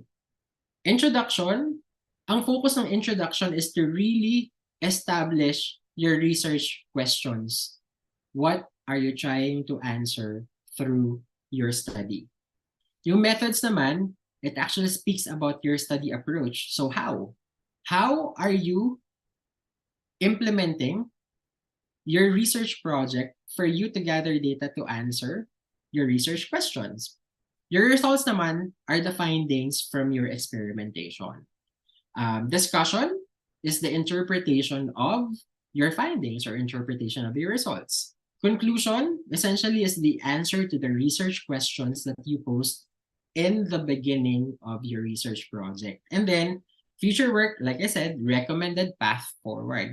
Hypothetically speaking, if people would pick up on the work that you actually left behind, ano ba yung logical next steps na pwede nilang gawin to further build on what you did, or to enrich the body of knowledge that you yourself had established through your research project. All right? And then, kahapon po, I tackled review of literature. Ang gusto ko pong i-highlight ninyo sa mga estudyante nyo is, you do review the literature at all steps of your research project. Bakit ko ba sinabi yan that review of literature is life? Unang-una, when you're writing up your introduction and you're formulating your research questions, obviously you're asking those questions because you're not an expert. So meaning you have to draw inspiration from what other people have actually done, and you're using their insights as basis for your hypothesis. When it comes to your methods or your study approach, napakabihira na po sa panahong ito that people are building up or developing their own methodologies from scratch. Like we usually adapt or leverage methods or standard ways of doing things done by our predecessors. So kaya like kang pupunta sa literature, sa halip na mag-design ka ng bago, instead of recreating the wheel, are there well-established and well-documented protocols out there that you can use for you to perform your research in the most resource-efficient manner? So yun, so meaning, kailangan mo rin magbasa. Ano na ba nagawa nila? Ano ba yung pwede kong gayahin? Alright. And then when it comes to your results and finding, like how you process the data and how you interpret the data, you can also take inspiration from how other people are doing it. Most especially those who did very similar experiments or who employed the same, like very similar methodologies that you implemented. So yun po, pwede nyo rin gayahin yung approach nila. And then when it comes to the discussion, as you interpret your data and you start drawing conclusions based on your experimental results, like the only way by which you can really validate it is to also compare and contrast it with what's been proven or what's been reported out there. So meaning, kahit sa pag-interpret mo ng sarili mong results, you'll be able to establish confidence in your conclusion if you are going to, again, ikukumpara ninyo sa kung anong nagawa na nung iba na nauna sa inyo. Alright? Hindi yung, ay nakakuha ko ng data at original to. Even to prove that your work is original, you have to read up the literature. Kasi kailangan sure ka na, I have actually searched far and wide. Wala akong nakitang kaparehas nito. So yun. So even yung pag-claim na original yun, you have to back it up with the literature. Or even if you claim that this is an improvement, paano may claim na improvement yun kung wala kang pagkukumparahan? Ano? So kaya po, dapat klaro po sa inyo, kasi ito din napansin ko again, parang, sir, nag-review ako ng literature, tapos parang sa dulo ginawa. Saka lang nagre-review ng literature, pag patapos na, pag susulatin na yung research, ay, nako. Tapos saka nila ma-figure out na, ay, ginawa namin yung experiment, tapos nagawa na pala siya. O, di ba, nasayang yung ilang buwan mo, nasayang yung ilang taon mo. Kaya po dapat, you have to make it clear to your students that sa lahat ng step ng scientific research project na gagawin nila, they have to be constantly reading up the literature just to make sure na nakakakuha sila ng guidance from other people's work kung tama ba yung ginagawa nila. Kung may kinakapuntahan ba yung ginagawa nila. Alright, and then naturally, yung sinabi ko sa pag-interpret ng data, you need to contextualize your data and your claims based off of the literature. The same holds true with, like with drawing your conclusions. Ganon din po yung kailangan may pagkukumparahan ka para maging solid at kung mas madaling ma-validate yung results mo. Alright?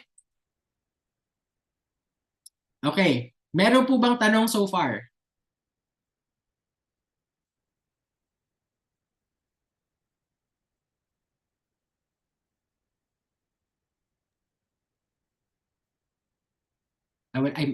Mukhang asan ba yan? Ito, may tanong dito from Janice. Ayan. Ano po ba ang dapat i-present sa PowerPoint presentation during proposal or final defense? Asan yung question na yun, JP? Yung last. Yung last. Okay. Okay, ano ba ang dapat lang i-present during proposal or final defense? Actually po yung approach dyan, it depends on the time limit. Kasi parang kung binigyan ka lang na 15 minutes, ibig sabihin, only the general conclusions or yung mga pertinent details lang. So, the level of detail depends. And alam ko, if you would Yeah. observe a lot of presentations, kasi ang tendency ng mga tao, I have 1 hour. So, therefore, 60 slides. So, pero in practice po, sa totoo lang, you'd spend 2 to 5 minutes voicing over a slide. So, kung 15 minutes lang yon, technically, kung proposal yan, 15 minutes lang yung time mo to speak, essentially giving a pitch, di technically 3 to 4 slides lang yon. So, if you're presenting your proposal, then unang slide mo should talk about your motivation. Ano ba yung state of the art? Ano yung kulang? Right? And then your second section should focus on your research or on your research questions and then your hypothesis. So ito yung research questions ko, ito yung na-observe namin based on a review of literature. So therefore, ito yung mga sasagutin namin, right? And then yung third part nun should actually focus on your study approach. Ano ba yung una mong mga gagawin to prove your point? And ito lalong-lalo na sa research proposal writing and presentation. Ano ba yung indication that you have a good enough proposal? Ito sinabi ko po dun sa webinar namin on proposal writing. A high quality proposal is clear, focused, and actionable. Pag sinabi pong actionable, pag tinanong ka ng panel mo, sige, simulan mo na bukas, ano yung una mong experiment na gagawin? Kapag hindi mo yun nasagot, medyo wali pa yung proposal mo. So dapat ganun kaklaro yun. So kahit 3 slides lang yan yung ipe-present mo, dapat klaro sa kanila, okay, she has a good starting point. But then, okay, sa proposal po, by the way, you also should not expect na na-figure out nyo lahat na isang taon ko itong gagawin from steps A to Z ay naplano ko na. Hindi po ganun. Kasi research comes with a lot of failure and surprises. So sometimes you have to pivot. Pero ang kailangan po, makita nila yung conceptual framework that this is the approach that makes sense right now. Alright? At kung ang expectation ng mga advisor nyo po ay you should have figured everything out, I am telling you, your advisor is inexperienced. Hindi nila alam ang mga sinasabi nila. Kapag ganon, you can only plan for a starting point. You can never predict the future and your outcomes. So you have to keep optimizing. You know, you improve as you go. Ayan. All right. Sabi ni Sir Wayne, is it necessary to exhaust all related literature in the review? Sir, hindi naman po natin kailangan basahin lahat. But then siguro yung magbibigay ako ng tips mamaya. You have to make sure that kung kilala nyo po yung mga top people and most reputable people in the field, at the very least, cover nyo po yung mga na-report nila dun sa area na yon. Kasi more likely po, if they are the leading figures in your field, kapag hindi nila na-cover yung ginagawa mo, then possibly merong novelty yung pinopropose mo, for example. And yun yung magandang way para i-benchmark. And more likely po, if you're publishing your paper, yung mga experts po na yan din ang mga unang-unang magre-react. Ayan. So, sila yung unang mag-challenge sa inyong mga sinasabi. Alright? Okay. So, okay. Abstract. So, abstract, like I said, is an overview. Ito lang yung tip po. Ito, practical tip na ibinibigay ko po sa inyo. So, when you write up your abstract, technically, may 3 sections lang po yan. So, you have to state a very brief background of your study. So, what problem needs to be solved and what has been done before. Ganon kasimple. 1 to 2 sentences. Problem statement. Doon sa abstract niyo, dapat klarong-klaro kayo. Ano ba talaga specifically yung gagawin niyo sa project ninyo? And then third, key results and findings. So by the way, this is research report. So we're assuming na nagawa na natin yung project. Tapos na tayo sa proposal stage. So you have to summarize key results and conclusions of your study. And then yung tip lang po, dapat po less than 300 words yung length ng abstract ninyo. So isipin nyo yung term. Are you guys familiar with the term elevator pitch? So for example, hypothetically, pumunta kayo ng DOST, may bibisitahin kayong lab, sumakay kayo sa elevator, tapos nakasalubong nyo yung DOST secretary. Yung DOST secretary has the ability to actually fund your research or siguro fund yung attendance po sa isang conference where you can present the results of your study. So, doon sa elevator ride na yun, typically, you would only have like 1 to 2 minutes to speak about your research and convince the DOST secretary that, hey, you should actually hear about my research and support it.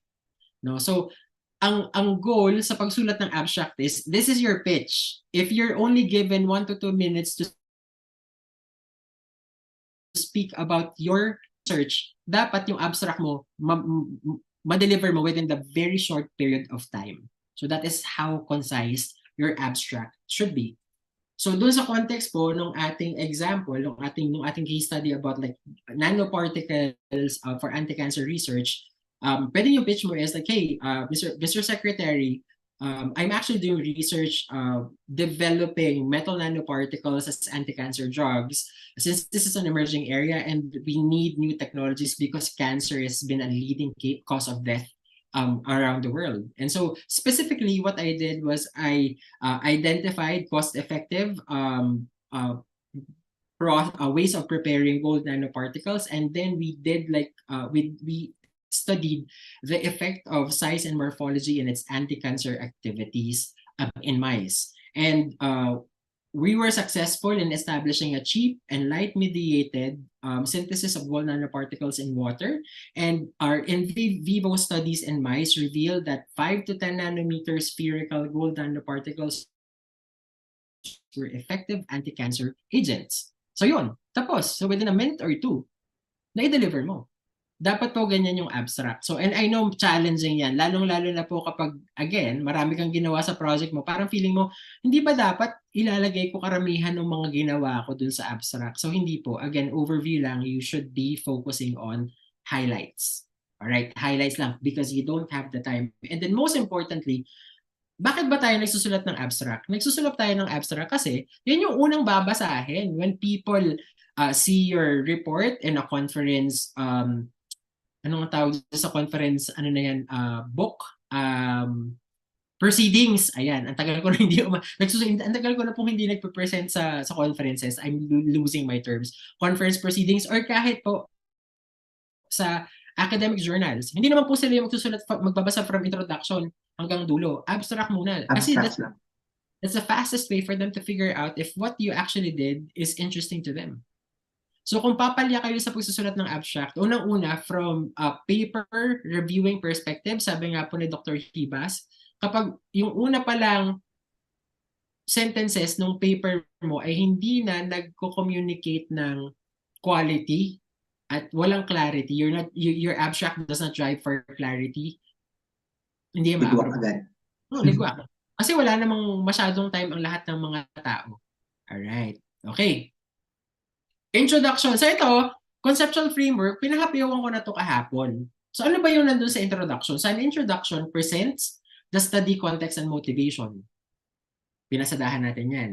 And essentially, ano ba yung context na yan? Yun yung background na sinasabi natin. An introduction explains relevant theories and knowledge,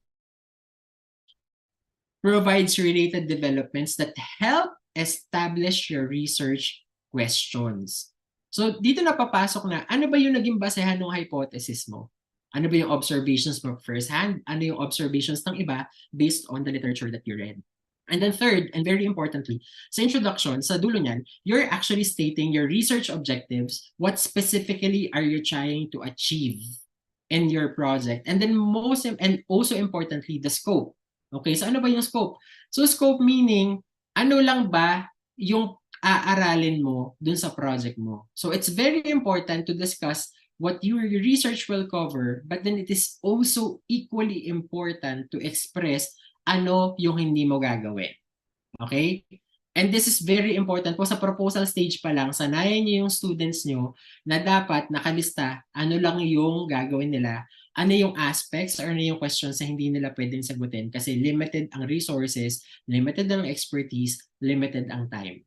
Okay?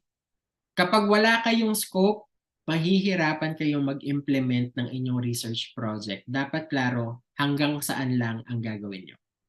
Okay? Meron po bang nakaka-relate dyan? Ayan. So, dapat klaro-klaro po yan. And this is very important sa proposal stage. Okay. We're gonna get down to the example. So, background. Again, ito yung mga questions na pinakita ko kahapon. Tungkol saan ba yung research? Gamitin nyo yung mga inaral ng iba to establish the importance of what you're doing. And, to establish na, what they call this, to help better paint the problem that you're trying to solve. So, gamitin nyo yung reports ng iba. So, as an example, at again, this is not a full-blown introduction. Pinapakitaan ko lang po kayo na technically, ito yung mga kailangan mong i-establish. Ito yung mga information na kailangan mong ilagay. And then I'm just like adding bullet points para ma-indicate sa inyo na ito yung mga posibleng pagkakasulat depende dun sa case study na ginawa natin. So you can start by talking about cancer and like how it remains to be a leading cause of death. And then deductive, yung reasoning natin dito from very broad concept, ang goal ng introduction is to narrow it down to your research question. So meaning, you talk about cancer, a very broad area, and then yung next part niyan, you're gonna discuss anti-cancer treatment. So naturally, nagpo-focus na siya na, okay, what about cancer are you trying to study? So it's anti-cancer treatment. And then from anti-cancer treatment, you're narrowing it down to a specific class of anti-cancer agents, which are nanoparticles. So, di ba? So, within your first couple of paragraphs, nafo-focus na yung attention or yung topic onto a specific area. Yun po yung ginagawa natin dyan. At yun din yung dapat nyo ituro sa mga estudyante nyo na baka mamaya ay broad concept, tapos mag-narrow down, tapos babalik na naman sa broad concept. Dyan nyo po makikita na yung pagsulat ng intro at saka yung review ng literature, parang pinasok lang yung kung ano-ano, just like for the heck of coming up with a page worth of words. So, hindi po yan. Again, you're coming up with a story. Okay, so the beginning of the introduction introduces the background, and then typically we dedicate like a couple of paragraphs to further expound on your context. Ano ba yung mga conventional knowledge and state-of-the-art systems in that research area that motivated your interest, and then also led you to your research question. So again, ang goal nyo kasi dito establish, ano ba yung bago sa ginagawa ko?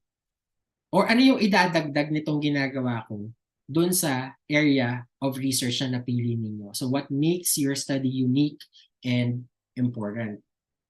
Okay, so example dito. So several studies indicate na yung size uniform daw na transition metals are effective anti-cancer drugs.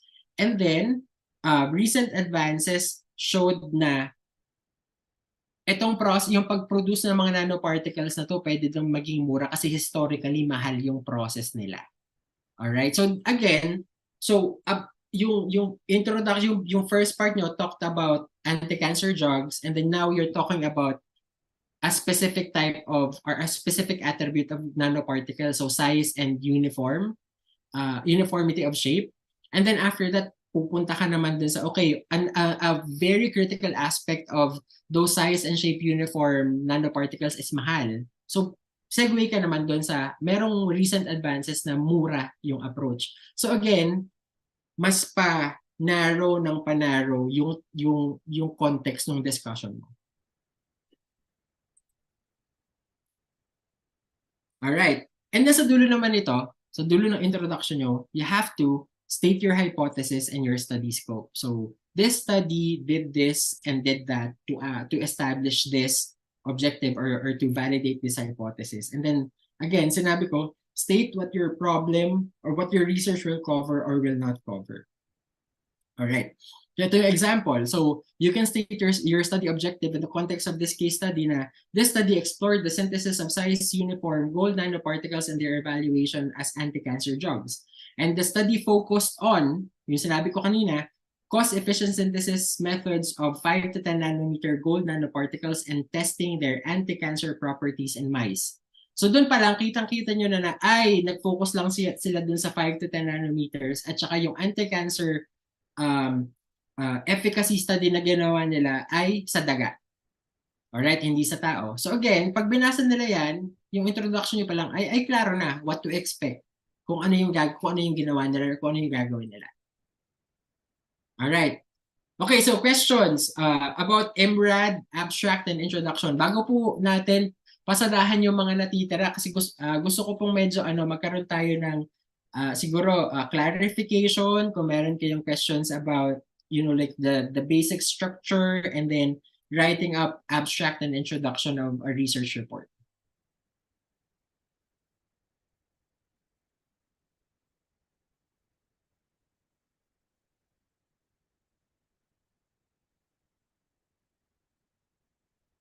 Meron po ba kayong mga tanong?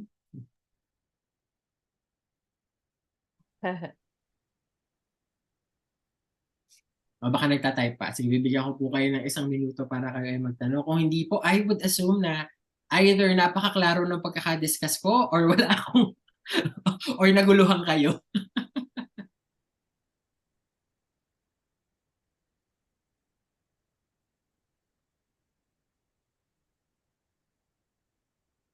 So how long is the introduction? So sir, it depends po. If you're writing up an article for publication, maiksi lang po yun. Actually, about like 4 to 5 paragraphs lang po ang introduction. So ganoon lang po siya kaiksi. If you're writing up a thesis, usually po medyo mahaba-haba to kasi parang mama ko, if I recall, kasi I only wrote up like 1 dissertation, no? So I have like 1 data point. Pero sa amin po, when I wrote up yung introduction sa dissertation ko, yung introduction technically constituted almost a chapter. So medyo mahaba-haba siya, marami pong pages. So depende po sa article na sinusulat nyo. So what kind of research gap do we need to write in the introduction? So when you're talking about research gap po, Sir Alvin, essentially po, yun yung sinusubukan nyo sagutin. Saan nanggaling yung research question nyo? For example, if you're observing a particular organism na pathogenic and hindi understood yung pathogenicity, then that's the gap. Hindi understood bakit pathogenic ito. And yun yung magiging focus ng research nyo. So yun po yung sinasabi natin na research gap. Or yung sinasabi naman ng iba, pain points. Ano ba yung problem? Saan ba nahihirapan yung mga tao dito? Or Yeah. ano yung unknown? Ano yung hindi klaro na kapag ginawa niyo yung project niyo, kayo yung makakasagot niyo.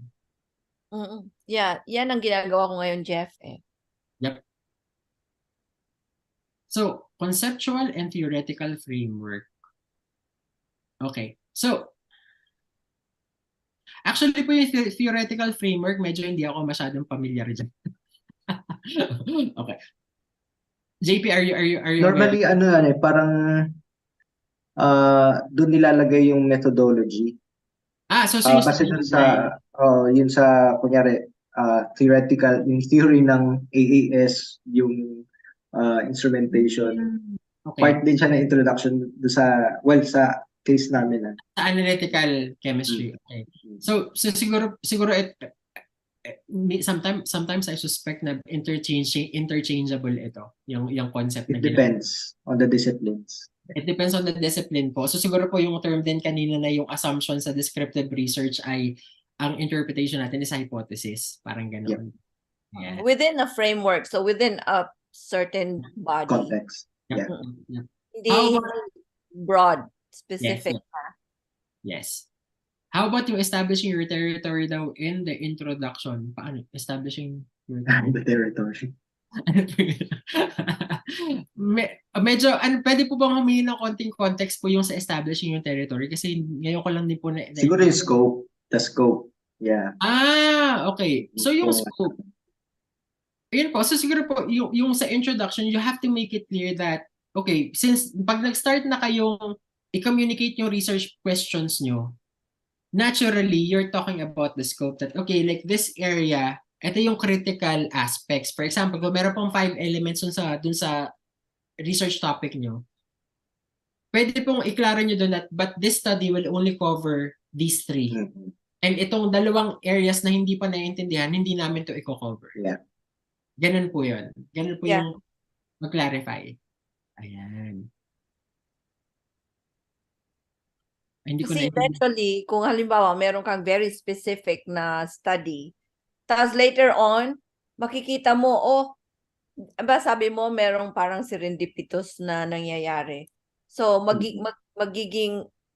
mag-e-enlarge yung project mo kasi marami ka pang nakikita na Yes.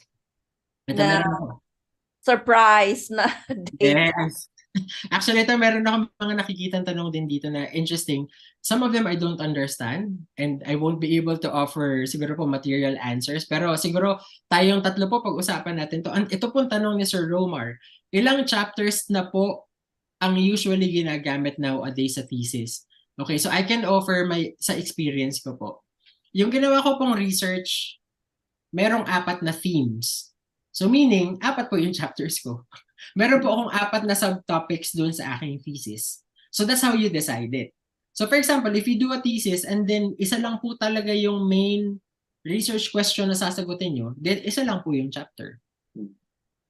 Depende din kasi yan kasi dito sa West, di ba, Jeff? Yes. Merong paper format. Merong yung traditional thesis na book. Yes. Yes. So what you did was the book. I did the book. So I did the paper format.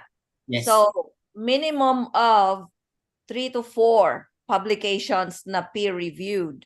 So those will be your chapters. Yes. Yeah. Same for me. Parang meron lang siyang overarching na theme. Pero lahat yun related. So yes. And actually, yun maganda nga din yung approach na yun that they are setting a minimum number of publications and then essentially you're compiling it and you're writing a general introduction and a conclusion section at the very end. So I guess that's a very important point, Ma'am Connie, kasi po again, depende sa institution ninyo. So sa department po namin sa chemistry, same university as Ma'am Connie, we were expected to write up a dissertation, which is essentially a book. So the way we spliced our dissertation was depending on the number of subtopics that you tackled. So for example, in my case, I developed 4 different types of catalysts. So therefore, 4 na chapters yun. Ayun po. ang advantage naman nung paper format, at the end, pag nasulat mo na yon, may publications ka na. Peer-reviewed na. Peer-reviewed na. Peer-reviewed na siya. So, Ano na lang siya, appendix na lang siya. yes. Oo. Yes. Ayan. Ito may nagsabi dito na the thing with the format for a lot of universities and secondary level schools do not teach the importance of research gap. Alam niyo po, ito din po talaga ang challenge. Hindi lang naman po ito sa Pilipinas.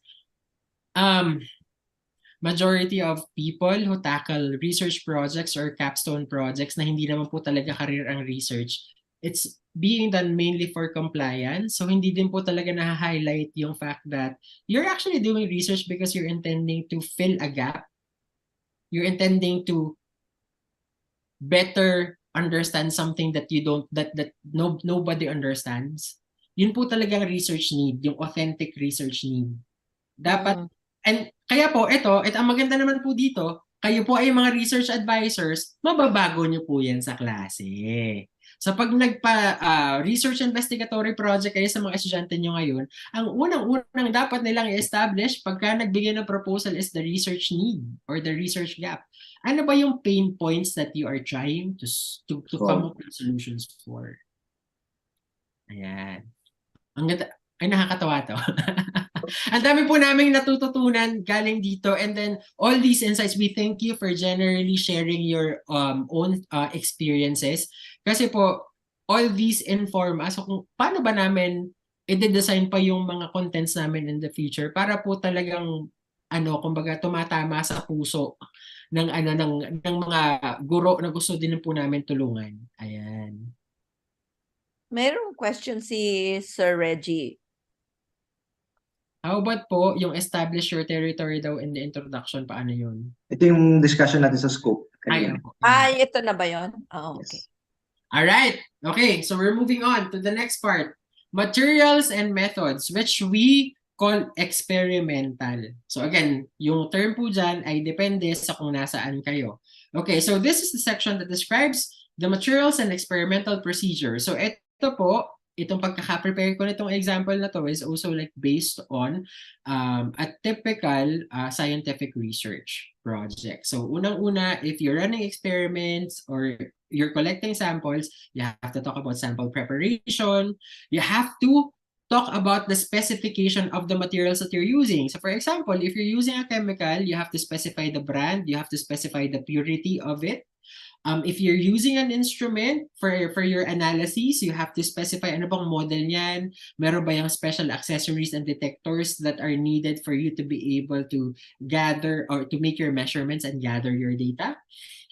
Very important as well that you talk about experimental techniques that are used as well as standard testing methods that you are using. Kasi mahalagang i-communicate mo to when you're writing up the report. Gaya nga na sinabi kanina ni JP, and kahapon din yata, when you're designing your experiments, you have to make sure that your experiments are reproducible. So meaning, pag nabasa yung report mo on paper and your reader wants to reproduce or to repeat your experiment, dapat same results yung makuha nila. So, and that's the reason why it's very important that you take note of all of these details. At ito din yung challenge. Karamihan hindi magaling mag-document ng detalye ng mga ginawa nila. When it comes to your materials and methods, you also have to make it clear ano yung sample size, number ng replicates ng measurements ninyo. When you're running certain experiments under a certain set of conditions, kapag binabago nyo ang temperature, binabago nyo ang pressure, ang humidity, you have to make sure that you document all those and write them up in your report. Yung variables na inyong inaral. So again, in relation to our discussion about like scopes and limitation, again, kung meron kayong mga parameters na hindi nyo inaral, make it clear. Ano lang yung ni-research ninyo. And then, control experiments. Very important rin. Control experiments should be documented and clearly expressed in your report kasi again, that is to better establish confidence in your study. All right, best practices when it comes to writing up materials and methods section. So dapat you should be detailed enough for others to perform the same experiments and get the same results. And then, must be written in the right tense. So if you're writing up a research proposal, then it has to be in the future tense. If you're writing up a scientific report, so meaning natapos na yung study nyo, dapat nasa past tense. Okay? So baka ang nangyayari din kasi, ang mga estudyante, nagsulat ng proposal, kinopya na lang. So yung first part ay nasa present tense, tapos meron ng results. So weird yun. So again, these are like very minor things, but very important. Okay, so example po, dun sa ating gold nanoparticle synthesis and anti-cancer property evaluation. So kung ako ito, gumawa ng project na ito, ano ba yung mga specifications na ipoprovide ko? So unang-una, nag-synthesize ako ng materials, ng gold nanoparticles. So when it comes to that, i-document ko yung purity at manufacturer ng lahat ng chemicals na ginamit ko. Whether it be reagents, solvents, or if I use catalysts, dapat klaro yun. For example, saan ko kinuha yung gold chloride?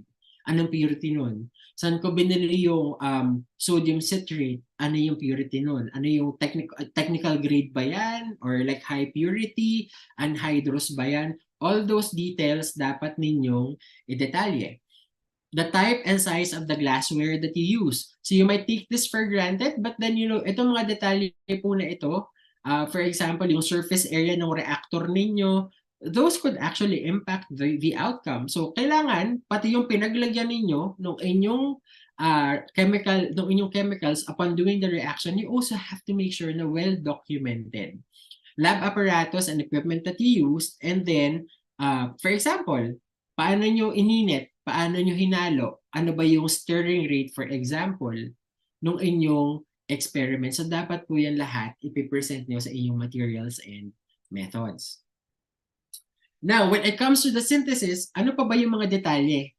Doon sa proseso ng pag-form ng gold nanoparticles, for example, ano yung ilalagay ko?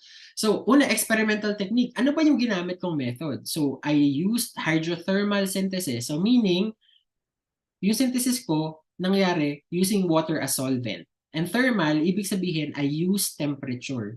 So dapat i-indicate nyo, ano ba yung temperature? Ano ba yung concentration ng reagents mo within a certain amount of water?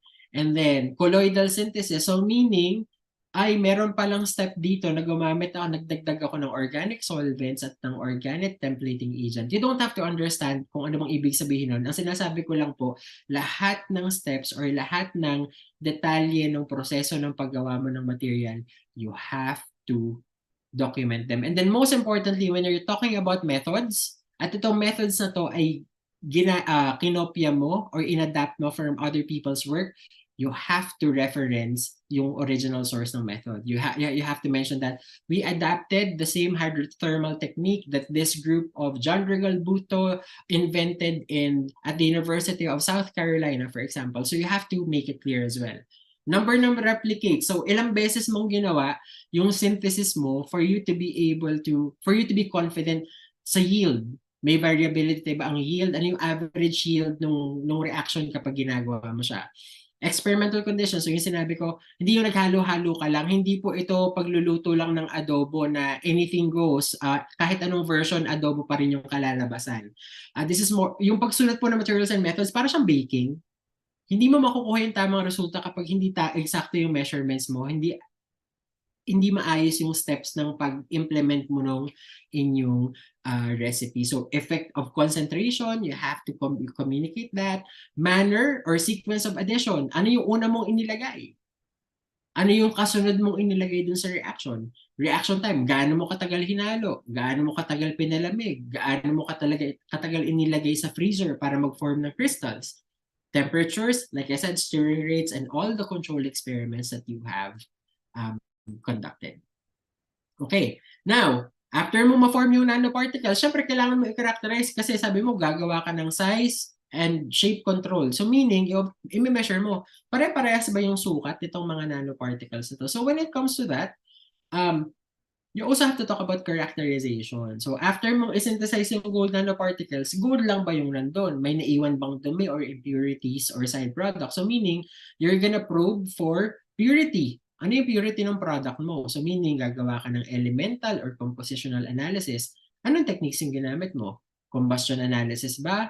Thermogravimetric analysis ba? Did you do ICP, AES, for example, or instrumental analysis? So dapat klaro yan. At kapag gumamit ka ng mga yan, sabihin mo rin ano yung model ng mga instruments na ginamit mo. How do we probe or how do we measure and observe nanoparticle size and shape? So dapat gagamit tayo ng imaging techniques. So did you use scanning electron microscopy? Did you use tunneling electron microscopy? Ano yung method na ginawa nyo? Ano yung method of sample preparation and conditions for the measurement? So all those na ginagawa nyo sa experimentation, dapat po yan ay dino-document ninyo. So documentation is life.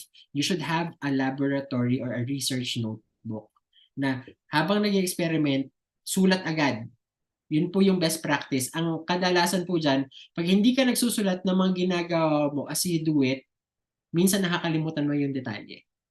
Alright? And then, when it comes to the evaluation of the anti-cancer properties, medyo naman, hindi ko na-update yung example ko dito, in vivo studies in human cancer cells, edit po natin yan in mice.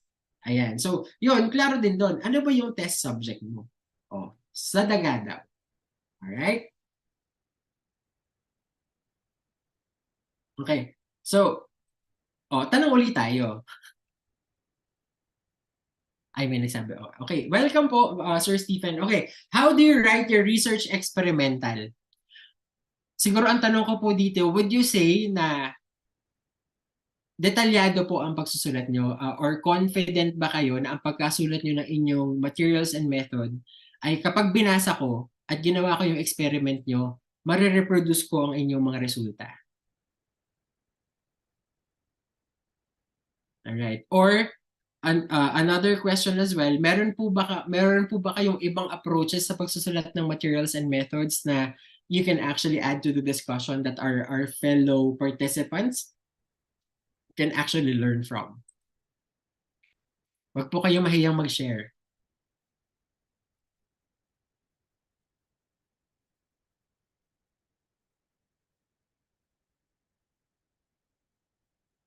Meron po bang makakapagbahagi?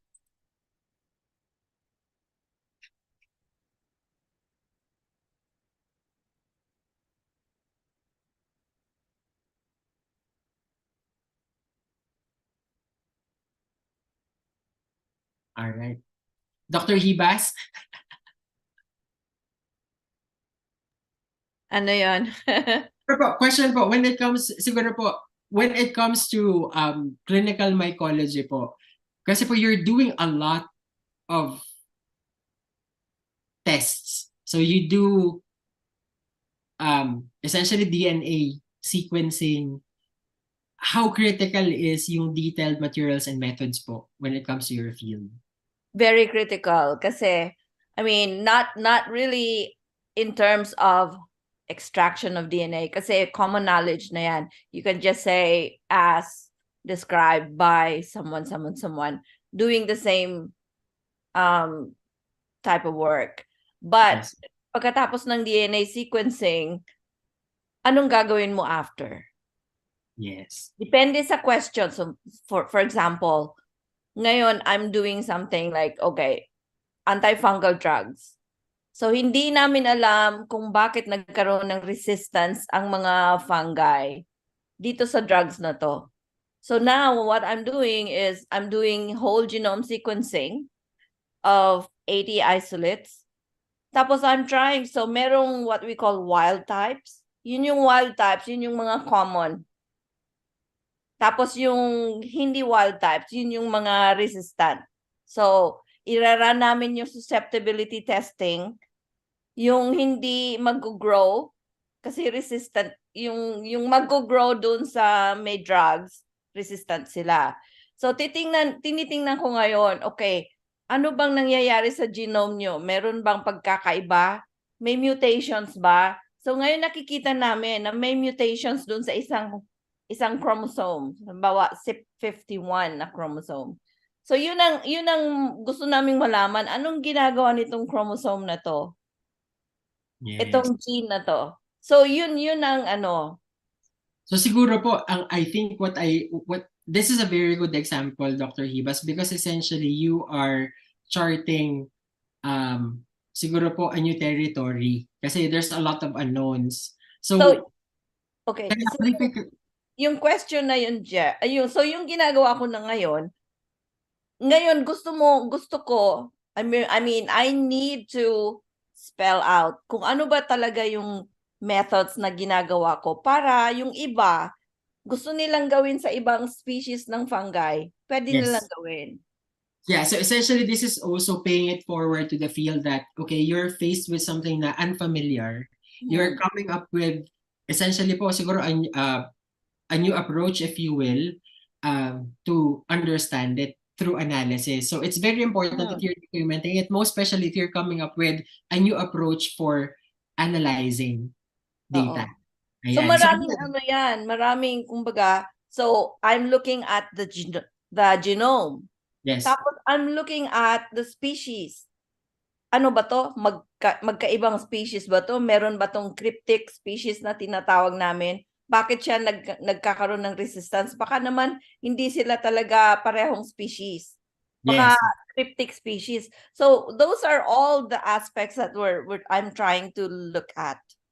Yung marami yan hindi lang yung lahat Aspergillus fumigatus, hindi baka merong iba dyan na napasingit na hindi talaga. Yeah. So narinig niyo kay Dr. Hibas, she's trying to make sure that if people try to interrogate her results and her methods, she documented them clearly enough such that if they would do it themselves, they would also be able to validate her results. Yeah, and what kind of statistical analysis? For example, in our field, it's fungal systematics. So we use parsimony, we use maximum likelihood, those kinds of tests. Yung iba, makakaiba ng kaunti dun sa ginagamit nyo. Yes. All right. Thank you, Dr. Hibas. All right. So, papasok tayo ngayon sa results and discussion. So, ito weird kasi there are certain, if you're writing up a paper, there are certain publications. For example, if you're writing a communication, so meaning it's an unformatted, it's just like a straight narrative. So, yung results and discussions mo combined. So, isang dire-diretso lang yan. But then, if you're writing a full article, minsan pinaghihiwalay nila yung results at saka yung discussion. So, dapat, klaro rin sa inyo, how would you actually write up your results kapag ganun yung requirement? Okay. Sagutin yung natin mamaya yung sagot ni Ma'am Ana about materials and methods. But then mabalik tayo dito. So yung results, this is a section that presents the study findings in a meaningful form. Hindi lang naman yung maglilista ka lang dyan ng number. So yung results section should summarize the data in a meaningful form. So meaning, you're also describing it. Pero yung interpretation mo, dun pa yung papasok sa discussion. So, dapat klaro rin yun sa inyo. So, how do we summarize data in a meaningful form? So, we use tables and graphical summary of your data. We use images. If you're doing spectroscopy, then you also present the spectrum that you obtain.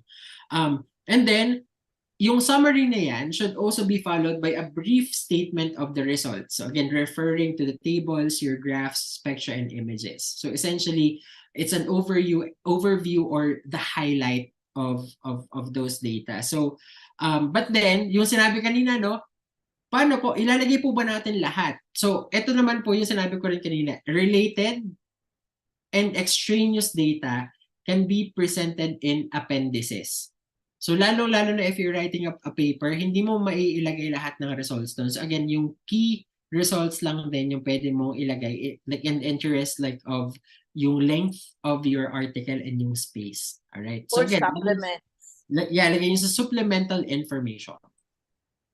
Alright? Okay, so ito again, doon sa example natin, we're synthesizing gold nanoparticles. So yung unang aspect na tinakal natin is, can we come up with a new synthesis method that will make it cheap? For example, so here what I am showing you is a tabulated comparison of yields and the selectivity of the sizes of gold nanoparticles that were formed depending on the synthesis method. So there are two synthesis methods used, like colloidal and hydrothermal. So colloidal use gold chloride and sodium citrate in the reaction, and then the hydrothermal synthesis used the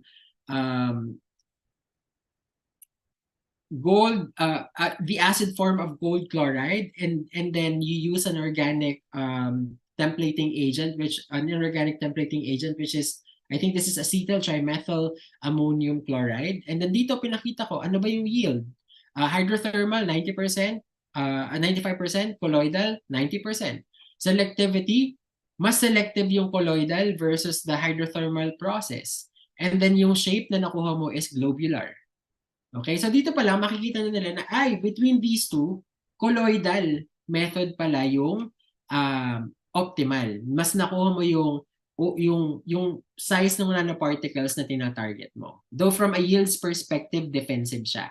So defensive meaning inferior. Okay? And then after like the table, usually you use say a blurb talking about the highlights. So colloidal synthesis using gold-3 chloride and sodium citrate afforded a higher yield of 5 to 10 nanometer gold nanoparticles. So ganun siya. All right?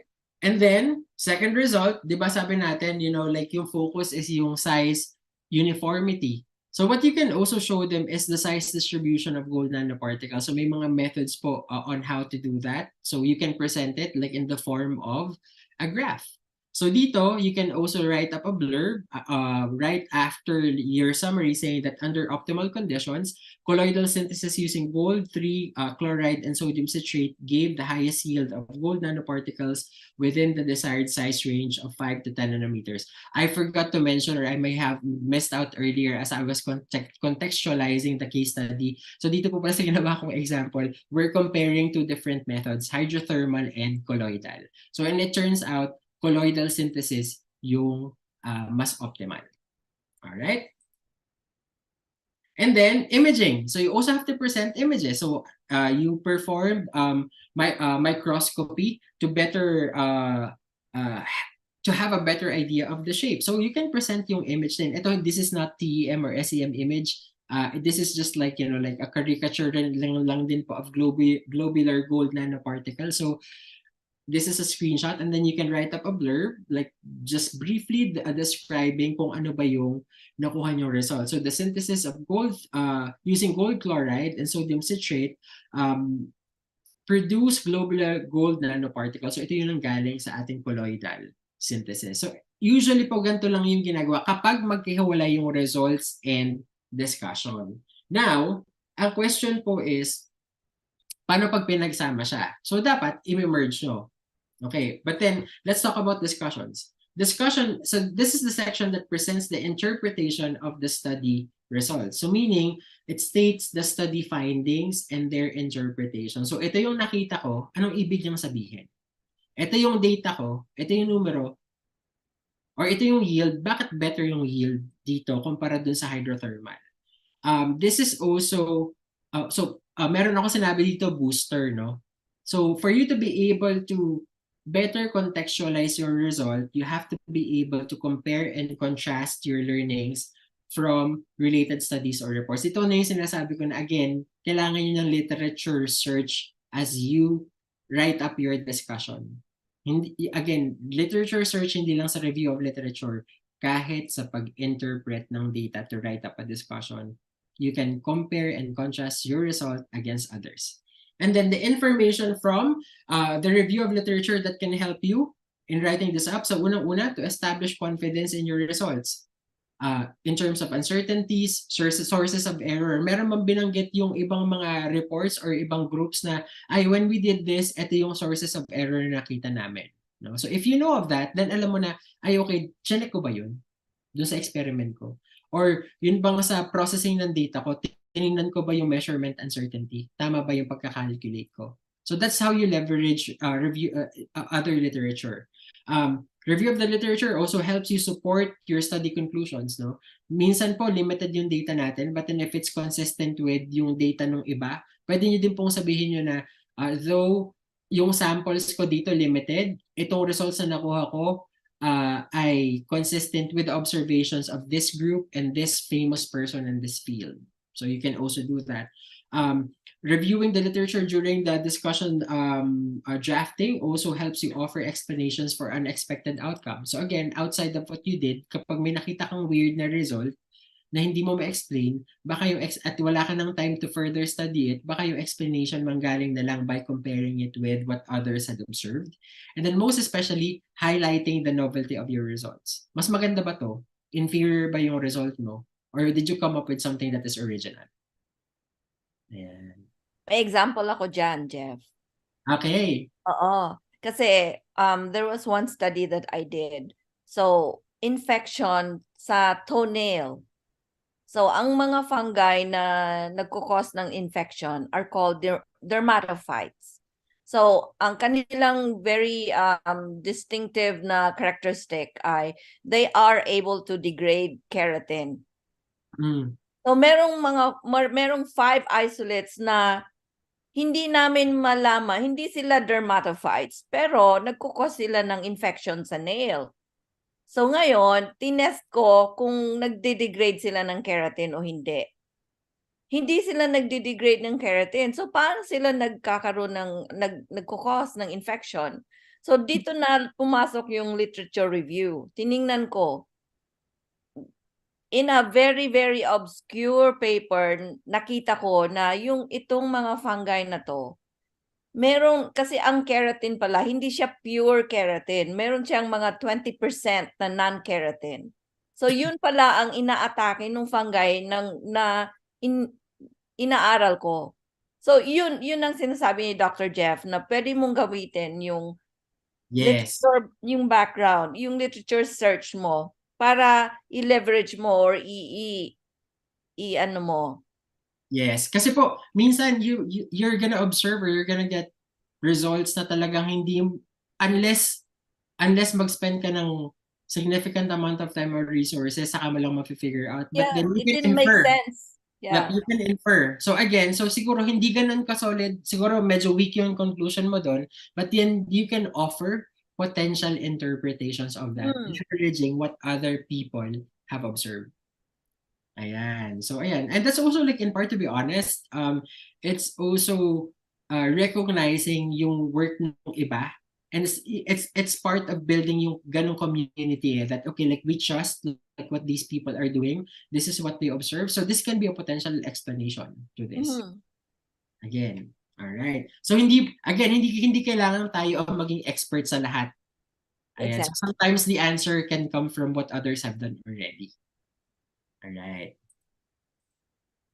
At babalik na naman ako doon. So kapag yung explanation sa inyong weird result or sa maganda yung result, kapag nanggaling yung context na yun sa solid body of work na more than 10 years ago, kapag hindi nyo titingnan yung mga ganun lumang literature, edi wala kayong explanation. Yeah. Naalala ko na naman. Di ba po? Ayan. Alright. So, bigay tayo ng example. So, essentially, we are comparing yung effectiveness ng colloidal and hydrothermal synthesis dito sa example na to. Pinakita natin yung yields at saka yung size distribution ng particles, no? And then yung pagkaka-describe natin dun sa result section ay colloidal synthesis using gold chloride and sodium citrate, nagbigay ng mas mataas na yield of the target 5 to 10 nanometer nanoparticle. So paano ba yung interpretation dyan? So dito ang sinabi, as an example, this observation is consistent with the study performed by the Mateo Group at Stanford University, where they employed both hydrothermal and colloidal synthesis methods in the preparation of palladium and silver nanoparticles. Colloidal synthesis allows for controlled growth of metal nanoparticles. And then, right there, nire-reference yung work ng iba. Alright? So again, you did, like a subset of experiments, you had numbers indicating na, ay, mukhang mas maganda yung colloidal approach. But then you establish confidence in your result by looking out in the literature na, ay, meron palang professor doon sa Stanford University. Gumawa din siya ng related na study and consistent yung nakuha kong resulta or yung observation ko sa mga nagawa nila. So therefore, merong sense of validation na this is more likely a valid result. Alright. Okay, now, pagdating naman doon sa discussion ng nanoparticle size, so discuss natin kanina, pinakamaraming 5 to 10 nanometer nanoparticles na nabuo doon sa colloidal synthesis. So yung interpretation naman, or yung discussion section, ano ba yung mga sinulat ko dito? So efficient nanoparticle size growth, the size control was also demonstrated by the Onya group in the colloidal synthesis of gold nanoparticles using organothiols, so meaning gumamit ng ibang chemicals si JP. So this suggests that gold and silver nanoparticles undergo similar nucleation mechanism. So tandaan niyo po sa example ko kahapon na yung kaya tayo gumagawa ng gold nanoparticles kasi yung isang proponent nitong idea na to, he read up a paper saying that silver nanoparticles of 5 to 10 nanometer size na gawa nila using organic templates. So, in-apply nila dito and consistent yung nakuha nilang result. So again, there's only a limited number of experiments and conditions that one can actually explore during a study. But then again, you can breathe confidence in your to your result by citing what other people have done. So again, review of literature kahit sa discussion part. Alright, when it comes naman po sa pag-prove ng anti-cancer, so, ito naman sa imaging naman ito. So synthesis using the colloidal system form globular gold nanoparticles. So hindi spherical, hindi regular prism, but globular. So siguro spherical, we can also call it if you will. So ito yung sa discussion, pwede nyo isulat to kung meron kayong nabasa that says that though the Onya group reported similar size distribution, the use of organothiol reagents resulted in the formation of cubic gold nanoparticles. So this suggests the nature of the organic reducing agent affects nanoparticle growth mechanism. So ang ginamit ni JP na organic templating ay organothiol, pero yung ginamit sa study na to ay sodium citrate. At yon ang reason kung bakit nagkaiba. Since iba yung organic templating agent ni JP, ang nakuha niya ay cubic. Ang nakuha ko sa study ko ay globular. At ang difference nun ay doon sa organic agent. So again, by reading up the literature, ma-figure out mo, ayun yung pinagkaiba. So therefore, baka kaya mag-iba yung shape kasi mag-iba yung chemicals na ginamit namin. Alright, so you're comparing and contrasting. So again, dito naman, hindi tayo nagsulat ng full-blown na discussion. Pinapakita ko lang po sa inyo how to present your data and summarize it in a meaningful form, how you can describe it, like highlighting the result, and then after that, offering, like a reasonable or a probable explanation to your observation. Ayan. Meron po ba kayong tanong? After this, pupunta tayo sa conclusion, and then actually patapos na tayo. We will more likely finish right on time. Unless gusto niyo po uli mag-Q&A. Alright. May question po ba? So question ni Ma'am Ana, is it suggested po ba that the procedure is written based in the standard procedure or based in how you conducted the procedure from the experiment? Actually, Ma'am, hindi ko po alam kung ano pong ibig sabihin ng standard procedure. Pero essentially po, an experimental method can be quite complex. So medyo mahirap po siguro siyang if it's a standard method. So write it up the way you did it. Yun po yung best way of pagsulat ng inyong materials and method kung paano nyo siya ginawa. Pero depende din sa experiment mo, di ba? Yes. So if it's synthesis, then do it that way. Pero if it's siguro po parang yung generic na experimentation na may established methods, for example, DNA sequencing, then siguro po that follows a certain format. Lalo kapag standard method, doon na papasok yung standard method. Yeah. Katulad sa amin, yung susceptibility testing. Meron yung standard talaga na method na by CLSI, ang tawag namin. Merong group of parang pathologists. Okay. Yun ang ipa-follow para lahat. Kung ano man yung result mo, you can be sure na it's the same as the other one. Yan. So makikita nyo dito, so si Dr. Hiba, she's doing clinical studies, ano po, na meron talaga mga standard protocols and napaka-strict. Kami naman po ni JP, we do synthesis, so we get to design our own method. Yeah. Kaya yung, doon nagagaling din po yung sagot ko na, kung paano nyo siya ginawa, ganun mo siya isulat. Pero, Parang ano yan, de novo, yes. new novel every time. Yes. Apo. Ay, okay, alright. Okay, next question. In presenting po ng results, ano po ba ang required na method? Tables or graphs po ba muna tapos interpretation ng results? Yes, unahin niyo po yung data bago po ang interpretation. Kasi typically po, pag nagbabasa naman tayo, pababa di ba?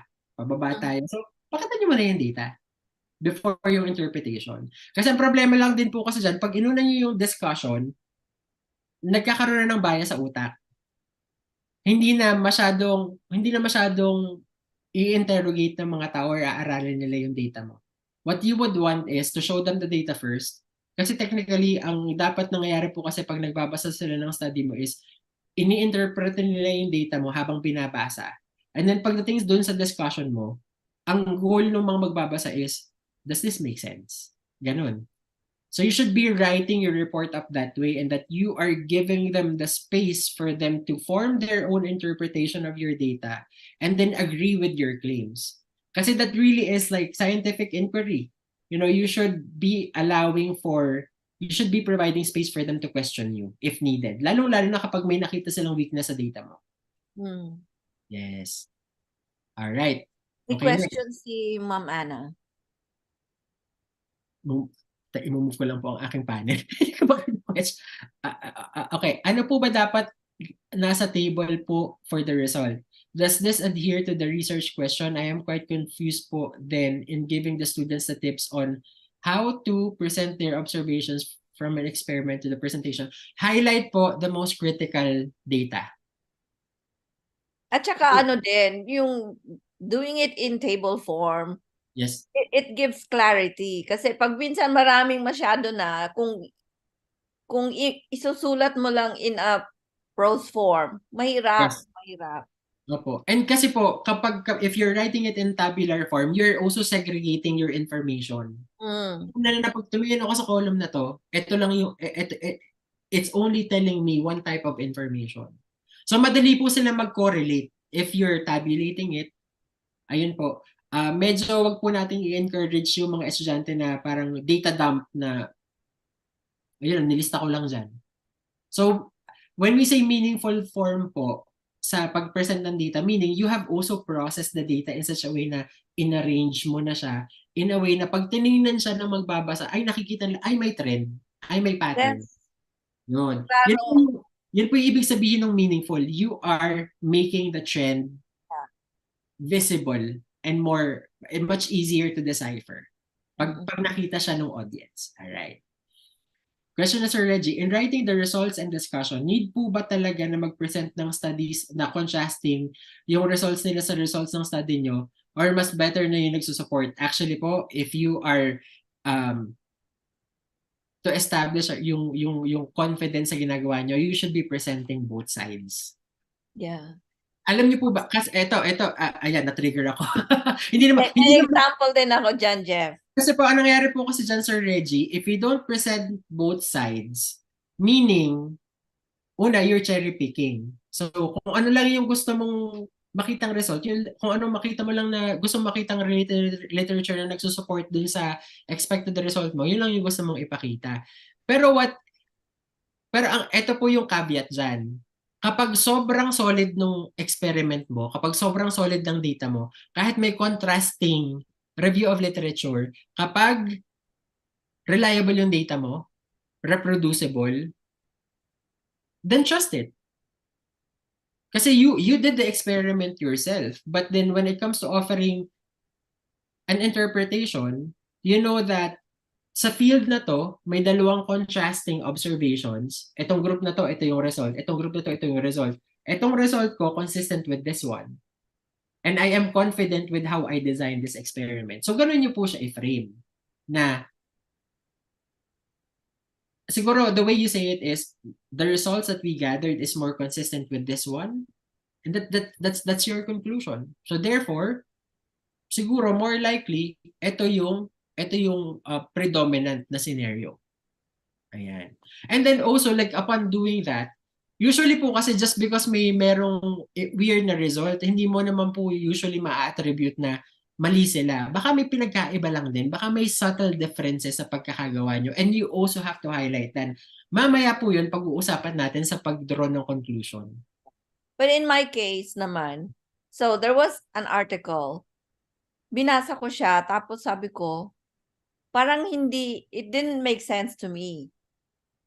Kasi marami na din ako in my line of work, marami akong nakikita na this is what I see but it's not what they're saying in their article. So ang ginawa ko, marami naman ako kasing isolates, ginawa ko rin yung study nila. Yes, Pero yes. nagdagdag ako. Halimbawa, isang gene marker lang yung ginamit nila. Sabi ko, how can they give that kind of conclusion kung isang gene marker lang? Parang kulang yata yun. So, ang ginawa ko siya uli, pero dinagdagan ko yung aking sample. Yes, yes, yes. Tapos, nagdagdag ako ng genes na markers na ginawa. Yes, Tapos, yes. ang nangyari, magkaiba nga. Tama nga yung intuition, yung kutob ko, tama yung ko. Hindi Yes. talaga nag-make sense. So, ang nangyari, yung title ko, in the end, naging re-evaluation na. So, yun ang sinasabi natin din na yung title can change. Depende kung anong nagiging trend sa study mo at the end. Kung anong nangyari sa end, di ba? Yes. And so yung nangyari kay Dr. Hibas, she also, so meron siyang contrasting na outcome and then she did additional studies to challenge kung ano yung na-report na nung una. So gaya na sinabi ko kanina sa scientific communication, you have to clearly communicate kung ano yung ginawa mo. Kasi just because binasa yan ng readers doesn't mean na tatanggapin nila yan. Totoo. Pwede It yan doesn't mean that na-publish na siya, na tama yun. You Yes. have to be very critical. And alam niyo po, sa totoo lang, ang disadvantage nung hindi kayo magpipay attention dun sa contradicting na outcome is, paano ko yung contradicting na outcome na yun could also be used against what you did? Na hindi ka nagpay attention, meron pala silang ginawang control experiment na hindi mo ginawa, baka sila pa yung mag-invalidate nung study mo or nung results mo. So therefore, dapat po balance yun. Pag may nakita kang, ay, hindi to kalinya, bakit? Dapat yun yung unang tatanungin mo, bakit?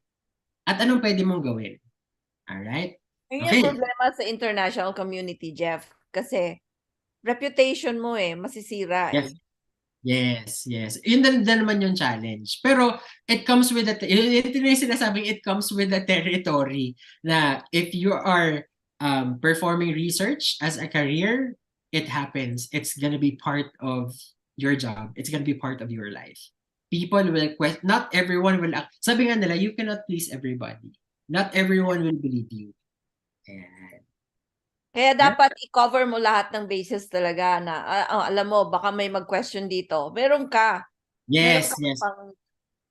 So again, a solid study, kapag meron kang sufficient data, it'll, like fundamentals will stand the test of anyone. Kapag solid yung basis mo for your conclusion. So papasok na tayo sa conclusion. So the conclusion section is essentially summarizing your findings and in a way answering your research questions. So again, operative term, the conclusion section should answer the objectives or the questions that you identified in your introduction. And then since ito ay summary, this has to be brief. Again, ang conclusion, hindi naman yan nobela. And then optional, sabi ko nga kanina, we should also be offering follow-up experiments or possible extensions of the research that you did. Okay, and then, yes, sabi ko kanina, when it comes to drawing conclusions at tinitrain nyo ang mga estudyante nyo sa exercise na to, you are teaching them how to practice their critical thinking and their objectivity. So bakit objectivity? Ang pwede nyo lang i-claim ay kung ano ang sinusuportahan ng data. Okay? Kung ano ang at kung ano yung consistent dun din sa mga, kung ano ang consistent dun sa findings nyo, and then contextualize nyo around what other people have also observed. Alright? So dapat klaro to at careful kayo sa language kasi ang tendency ng mga tao, they draw very strong conclusions. Tapos pag tinignan mo yung data, ay paano nila na-claim yun? Ay bungi-bungi naman yung data nila. Dr. Hibas would know this kasi she works in systematics, so where they identify a lot of species, tapos sasabihin nila, ay these are two different species pero walang phylogenetic analysis, for example. And you know why? Kaya bungi-bungi. Kasi ang dami nilang hindi sinama, nakasama dun sa grupo dapat. Yes. Oo. Alright. Okay. So, ito yung mga best practices muna sa pagdraw ng conclusion. So, unang-una, so yun bang sources of information, yun bang information na nakukuha nyo, consistent. Okay? Consistent ba yung ebidensya ninyo dun sa inyong claim? So, if I say that, oh, this water has high metal content, across all your samples ba, nakikita mo ba yung high metal content? For example, meron bang consistency yung evidences mo? So for example, if you did 5 experiments, tapos 3 inconclusive, tapos may 2 ka na consistent dun sa expectation mo, at ang ginawa mong conclusion ay therefore, mataas ang metal content dito kasi I observed it in 2 out of the 5 samples. Medyo mag-question ka dyan. You're over-concluding. Hindi sapat ang basehan mo or ang iyong ebidensya for you to draw that conclusion. Alright? Okay, Meron si Sir Sandy. Opo. Sir, ano po yung tinatawag na first and second degree citation? Ay, Alam ko yan. sige, Mama Connie. Ano yon? Yung first degree, yun yung original talaga. Halimbawa, yung article, sila yung original na gumawa ng experiment. Pero yung second degree, as cited by. So yung sinacite mo, sinite din lang nila yung isa. So yun yun. Alright. Pero Okay. wag mo lagi gawin yung second degree. Yep, mas okay yung first degree. At saka kung yung first degree, babalik na naman ako doon. Kung yung first degree mo ay 20 years old, balik ka doon. Ayan, alright. Kasi minsan kasi, Jeff, hindi mo nakikita yung, halimbawa, kailangan mong hindi mo ma-access yung original. So, yun na lang ang recourse mo na lang, sasabihin as cited by this person, that person. Ay, kung hindi na accessible na po, hindi na po. Hindi na accessible. Okay, alright.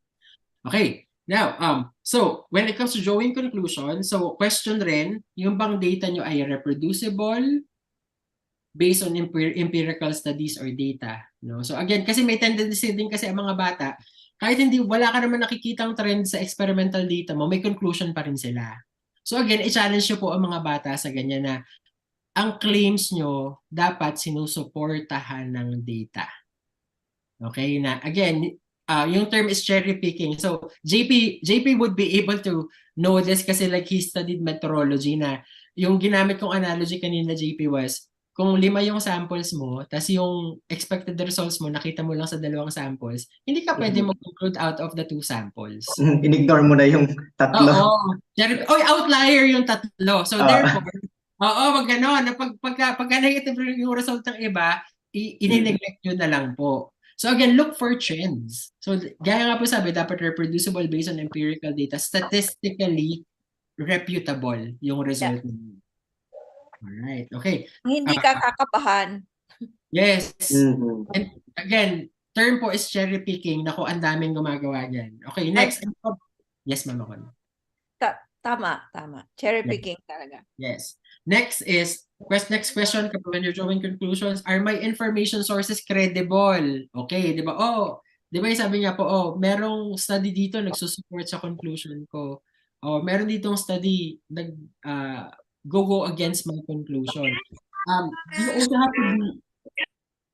You also have to be very careful when it comes to citing those references. So yung sinabi nga po namin kanina na make sure hindi galing sa predatory journals yung information nyo, kasi that can very easily skew yung conclusions nyo. So dapat again, alam nyo rin sino ba yung key personalities or key participants in that field. So dapat po kinikilala nyo rin yan. You should be part of that community and alam nyo na most likely, ang groups na merong credible body of knowledge or work when it comes to this area, ito. So therefore, i-check nyo. Okay, next. Pero meron pa rin, Jeff. Katulad nun, sinasabi ko nga sa'yo, nagkamali sila, tapos hindi nila kinorek. Nape-perpetuate yung kamalian na yon sa mga, kasi sinasite sila ng sinasite. So tumataas yung credibility naman nila. Oo, pero mali. Kaya dyan ako galit. Yun ang beef ko talaga. Sinulatan ko ang Jen bakit? This is correct. This is wrong. You have and Mama Connie, that's like after the fact that their study was corrected in another published article? No, it was never corrected. Nakita ko lang yung error. So halimbawa, may sequence. Sinabi nila na ito yung sequence nitong type strain na to ng fungus. Tapos, nung gumawa ako ng study, bakit sila magkadikit? They're supposed to be different species. Dapat magkalayo sila. So, tiningnan ko ngayon yung sequence. Meron akong mismong authentic strain. Tiningnan ko. Magkaiba. So, somebody sa kanilang lab made a mistake in uploading the sequence. Ginamit nila sa kanilang paper. Iba na ang picture. Diba? Kasi mali na siya. So, siguro po, this is an issue naman of ethics. Oo. So, ngayon, sinite sila ng isa namang paper from another lab. Halimbawa, ito galing sa Spain. Sinite sila ng isang paper sa Korea, tsaka sa Thailand. So, madami na. So, na-perpetuate na yung mistake.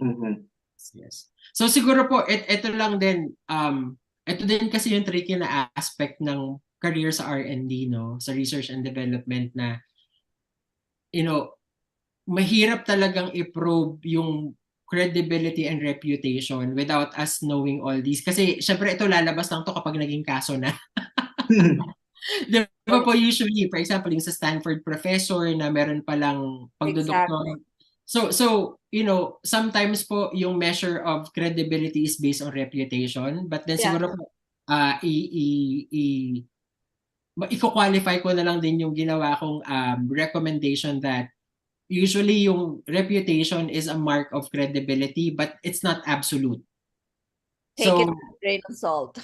Yeah. So, posible pong mali din sila. And then siguro yung view nyo na lang din po is, siguro look broader if you're on the fence sa paniniwala sa kanila. Meron pa bang iba na gumawa, nakaparehas ng ginawa nila? Pero again, mahirap siya eh. Kasi pag nagpo-proliferate yung mali nilang information, so ipapasa-pasa lang din yan.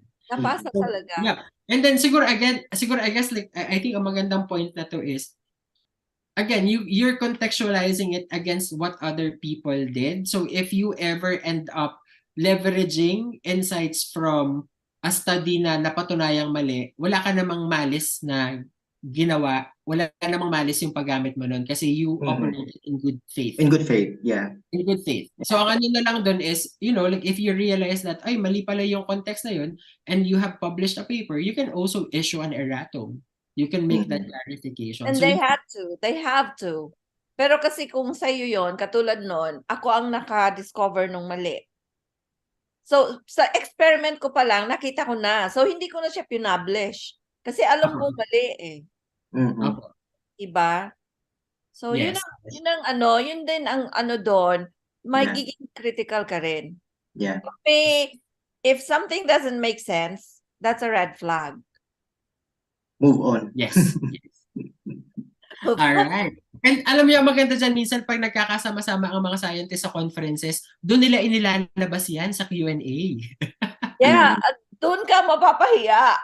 Doon sila nag-aaway-away. Ayan. So minsan attend din po kayo ng conferences para makita nyo kung sino ang na-challenge at hindi. Ayan. Alam mo, yun ang magandang gawin sa mga estudyante. If they're able to go to conferences, marami naman sa Pilipinas, di ba? Yes, para po. ma-expose lang sila sa ganyan. Pero, I think, yes, maganda din po siya. Pero siguro po, ang training ng mga guro na pwede nyo ibigay sa mga estudyante nyo po is to teach your students to engage in a healthy debate. Na, does it make sense? I don't think that makes sense. Na may ganong usapan at sasagutin nila using data na hindi sila natutukod. Kasi mga Pilipino kasi emosyonal. Ako nung babago po ako dito sa abroad, yan yung una kong binago. Kasi parang bakit ito ako kinokontra? Yung napipikon ka. Pero in essence, parang no, Pero you're Jeff, merong course tayo advances, di ba? Yes. In my case, advances in mycology. So doon, every day, meron kaming seminar. Magpe-present kami ng paper. Tapos doon kami nagkakaroon ng discourse. Yung talagang debate. Bakit ganito ang ginawa? Bakit ito? Bakit hindi yan? Yes So, po. yeah, yun ang dapat, kung sana pwede sa mga school sa atin, meron silang ganyan nga na subject. And Yeah, I siguro think po, tita, yun naman din yung ina-address pag yung mga mock defense, di ba? Mga Oo. oral defense, yeah. yun po. And then sana po, yung mga guro, yung ganong klase ng conversation should start with you. So meaning, when the students ask you questions, wag po tayong dismissive, wag po tayong magtataray. So try to constructively answer their questions. Kasi usually po, kapag doon kasi nagsistart yan sa classroom. Kapag nasyashan sila or natatabla, usually po, at hindi constructive yung approach, sabi nga, Sir John Patrick, like very good point. Kapag hindi constructive yung feedback na binibigay, syempre hindi na po komportable yung mga estudyante yung magsalita. Paano pa yung magdebate? Oo. Magtatanong pa nga lang, takot na. Paano pa yung pakikipagdebate? Di ba po ba? Ayan. For example, sa bahay pa lang sa Pilipinas, pag nangatwirang ka, ang ano ng magulang, nananagot ka na agad. Iba yung nagpapaliwanag sa nagsasalita ng masama. 'Di ba? Culturally, this is a challenge sa Pilipinas. So, kami po, kumbaga mas nabago po namin yun kasi wala kaming choice. andito lumabas po kami. Pero pwede po nating mabago yan. Start po natin sa school. All right. We're down to a few more tips sa pagdraw ng conclusion. So, una, question, have I covered the major sources of information of my topic? Na-cover na natin yan kanina. But then, kapag hindi kayo sure, you can also be very careful in how you frame your conclusion that to the best of our knowledge. Again, kaya ko ito inilalagay dito kasi ang mga tao, ang tendency, nagbasa lang ng 3 articles, parang feeling nila nabasa na nila lahat sa mundo. Na therefore, this is it. I can draw a very strong conclusion. Wag po tayong ganon. Ang conclusion po natin, dapat yung extent lang, is commensurate dun sa ating kung ano lang talaga yung nabasa natin at natutunan natin upon like scanning the literature. Next, have I discovered and recommended aspects of the research that can be pursued? Bakit po ba mahalaga to? This actually shows maturity kasi alam mo kung ano yung hindi mo nagawa. Alam mo kung ano yung questions na hindi nasagot nung study mo. Alright? Mahalaga po yun. Kaya sa scopes and limitation earlier, yung sinabi ko, dapat klaro kayo dun. Kasi kapag ang mga tao magbabasa ng paper mo expecting that, oh, this might be a comprehensive study because they did not say that they did not tackle factors A, B, and C. Ganon yun. So you can offer it that, again, I was only able to cover 6 out of the 10 critical parameters. So therefore, we recommend that to complete our understanding of this, some people can actually pick up from where we left off and study those. Diba? So, and you're paying it forward. Nagbibigay kayo ng idea sa mga susunod. So, modification or synthesis, yung creativity na mapapractice nila, building on what you came up with. Alright, next.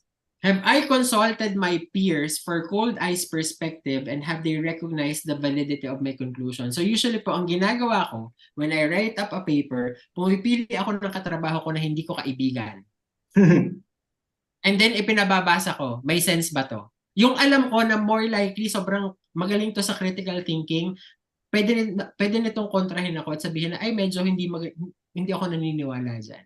Hindi ako nag-agree dito. That is a good way to test the quality of your conclusions. Ipakita niyo sa iba na malamang nakukontra. And then kung kaya niyo silang i-convince na ito yung data ko, therefore, valid pa rin to. At pag napapaniwala niyo sila, that's a good test kung maayos yung conclusion niyo.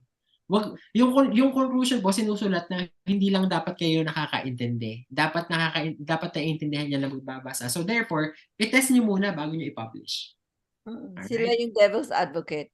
Yes, exactly. All right. And then lastly, have I drawn strong conclusion? So meaning, I mean, solid ba? Yung meron ba akong sapat na, no? Kung magyayabang ako, meron ba akong ipagyayabang? Parang ganun po yung analogy. Kung feeling nyo naman po, ay walang masyadong ipagyayabang, dapat i-express nyo rin yun na given the data that we generated from this study, we can only claim this. We cannot claim the entire world, but we'll be able to claim that from this perspective, colloidal synthesis is better, but then we have not really explored all possible conditions like using hydrothermal methods. Pwedeng ganoon po. For example, when it comes to the different organic templates na ginamit ni JP, yung comparison namin is out of like 2 or 3 different chemicals, but then there could be other ways by which it's improved by using other systems. So, ganun po. So dapat contextualize. Ang i-claim nyo ay base lang din sa kung anong inyong nagawa. Alright? And then, siguro ito, yun, sa examples lang din, hindi ko na din po na-adjust yung context, but then essentially dito, yung research objective nyo sa simula ay develop an anti-cancer drug na mura, na size uniform. Essentially, sa conclusion nyo, dapat, yun yung sagot doon sa in-express nyo sa introduction in the form of a research question or your hypothesis. So again, sabi dito, in vivo synthesis with mice breast cancer cells revealed that globular gold nanoparticles within the 5 to 10 nanometer size exhibited anti-cancer properties superior to those of nanoparticles with random size distribution. So ganun po. So again, dapat klarong-klaro pero maiksi lang. Hindi siya yung another results and discussion ng inyong conclusion section. All right.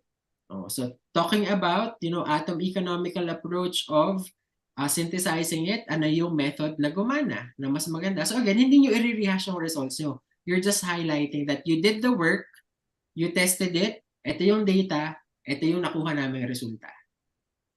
Alright? Okay. And then, siguro ito, pahapyaw, before tayo, kung gusto nyo pa mag-Q&A, references.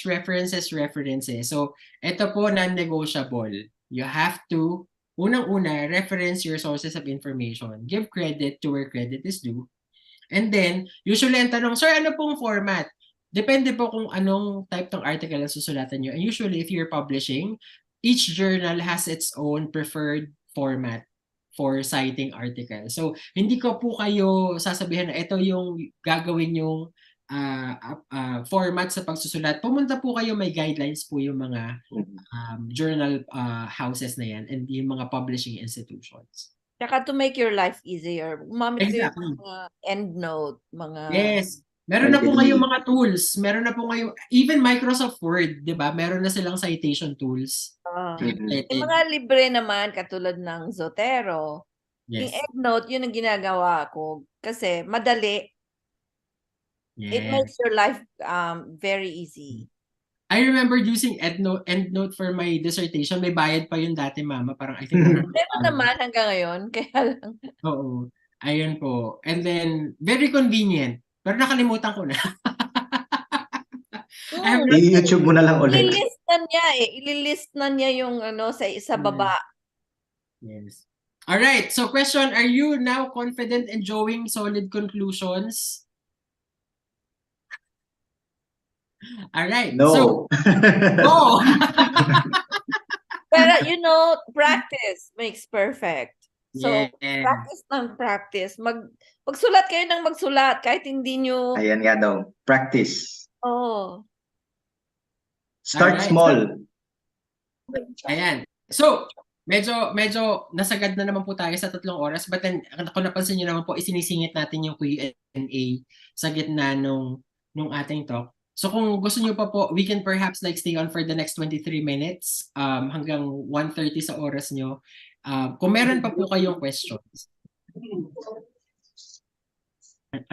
Sabi ni Sir John Patrick, rejection is a door for improvement. Very good, yeah. Napakalalim naman nun, pero totoo po yan. Ayan. It's a redirection. Oo, you're just being, sabi nga nila, you're not being denied, you're getting redirected. Ayan. Doc Jeff, ayun, saan daw makukuha ang Google Forms? Ay, isasend ko po. Post na niya. Sir John. So ang Opo, gagawin na lang siguro natin, Kuya Jeff, we'll just hand out certificates for day 1 and day 2 separately. oo, Kasi iwalay na lang natin. hiwalay na lang. Mm-mm. So kung umattend po kayo sa dalawang sessions, then you'll get 2 certificates. Then I will itemize in the certificates for what the topics, ano po yung topics na na-cover for each. Wala na po ba kayong tanong? Parang sobrang linaw po ba na pagkaka-discuss namin? Ayan. Wait ka lang daw. Curious question ko lang po if it will be possible that fsai will host a conference for our students research for next year. So hindi pa po conference matagal na po namin yung pinaplano. Hindi pa po kami makapromise sa timeline. But by the way po mga teachers po kayo, meron po kaming webinar na version nito para sa high school students and college students. So the one for high school students ay kailan niya yung JP? November 8. Wait a minute.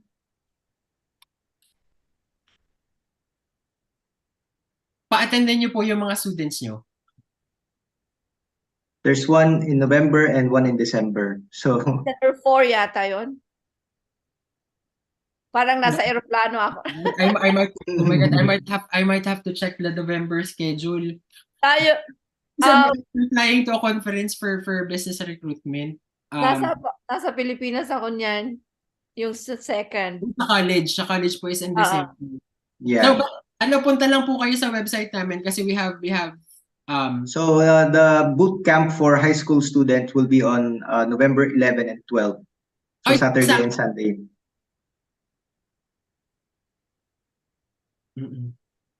November 11 and 12. May conflict tayo doon sa isang talk ni Sir Chester. I-move ko yung kay Kuya Chester sa December. Oh, yeah.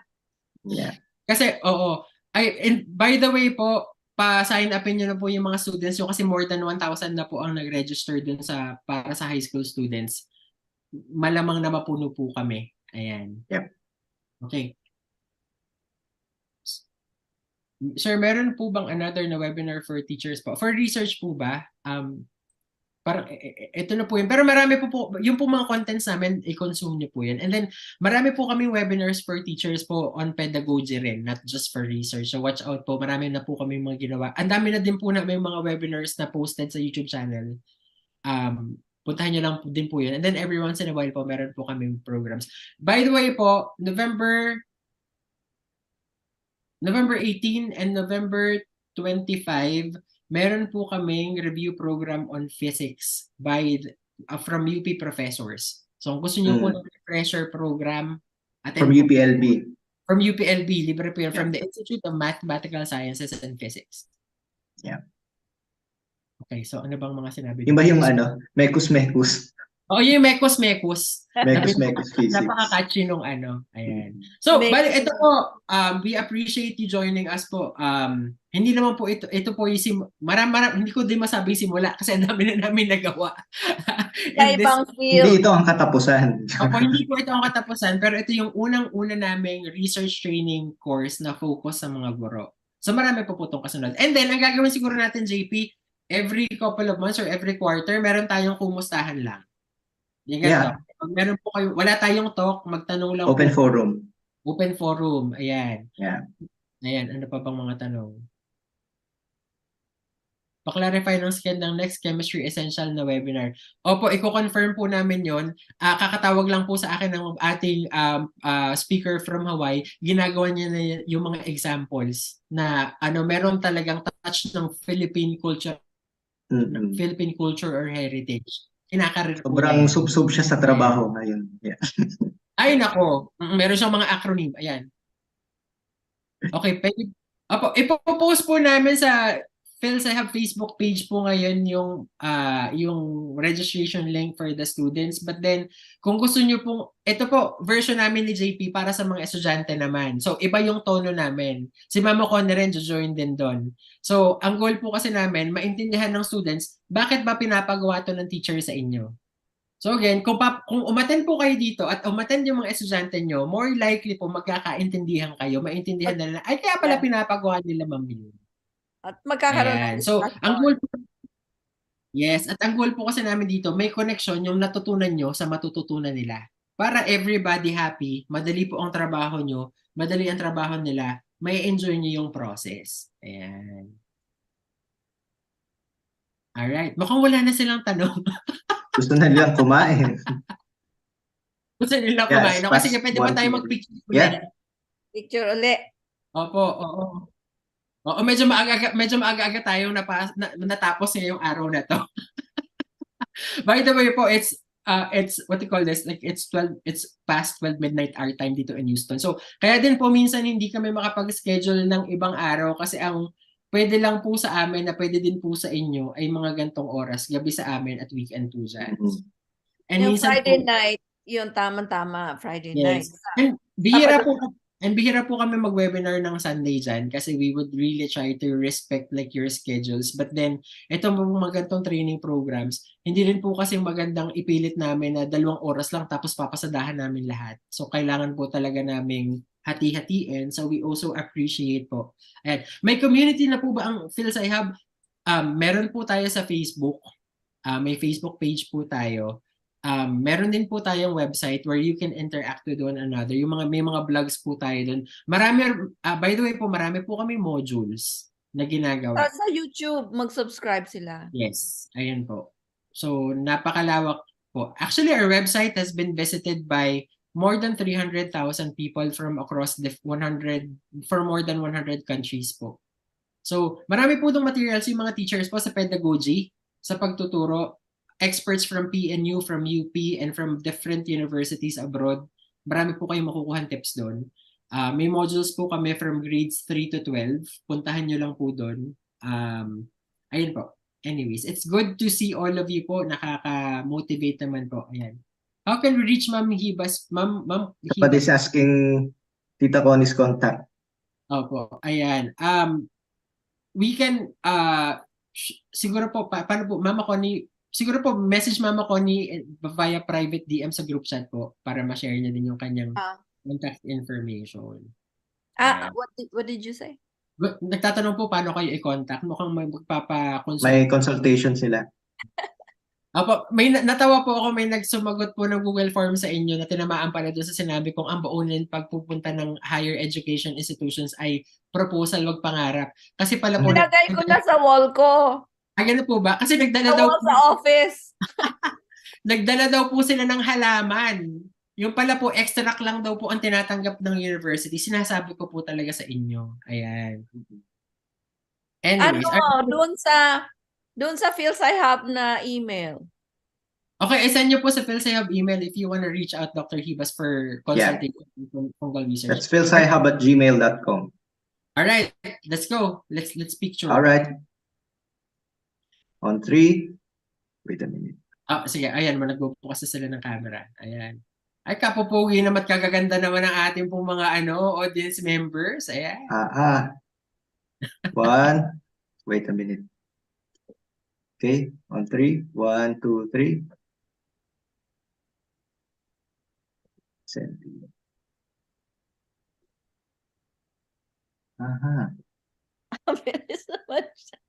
Wait a minute kasi JP. Why, Tita?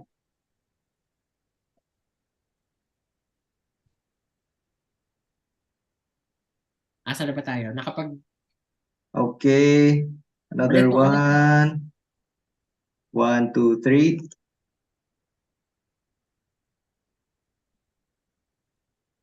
And the third. 1, 2, 3.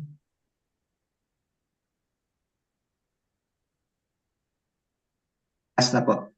1, 2, 3. Ayan. Maraming salamat po. Hanggang sa muli. Yung mga estudyante nyo po, paanuhin nyo, pa-attendin nyo. Alright, ingat po kayo. Enjoy the rest of your weekend. Maraming salamat po. Good night, Mama. Connie. Good night. JP, thank you so much. Tulog ka na. Makakatulog na ako. Yes. Thank you, Lord. Alright. Thank you, everyone. Dinner muna. Dinner. Bye. Bye-bye. See you again. Mute. Thank you po. Thank you. Ingat kayo lahat.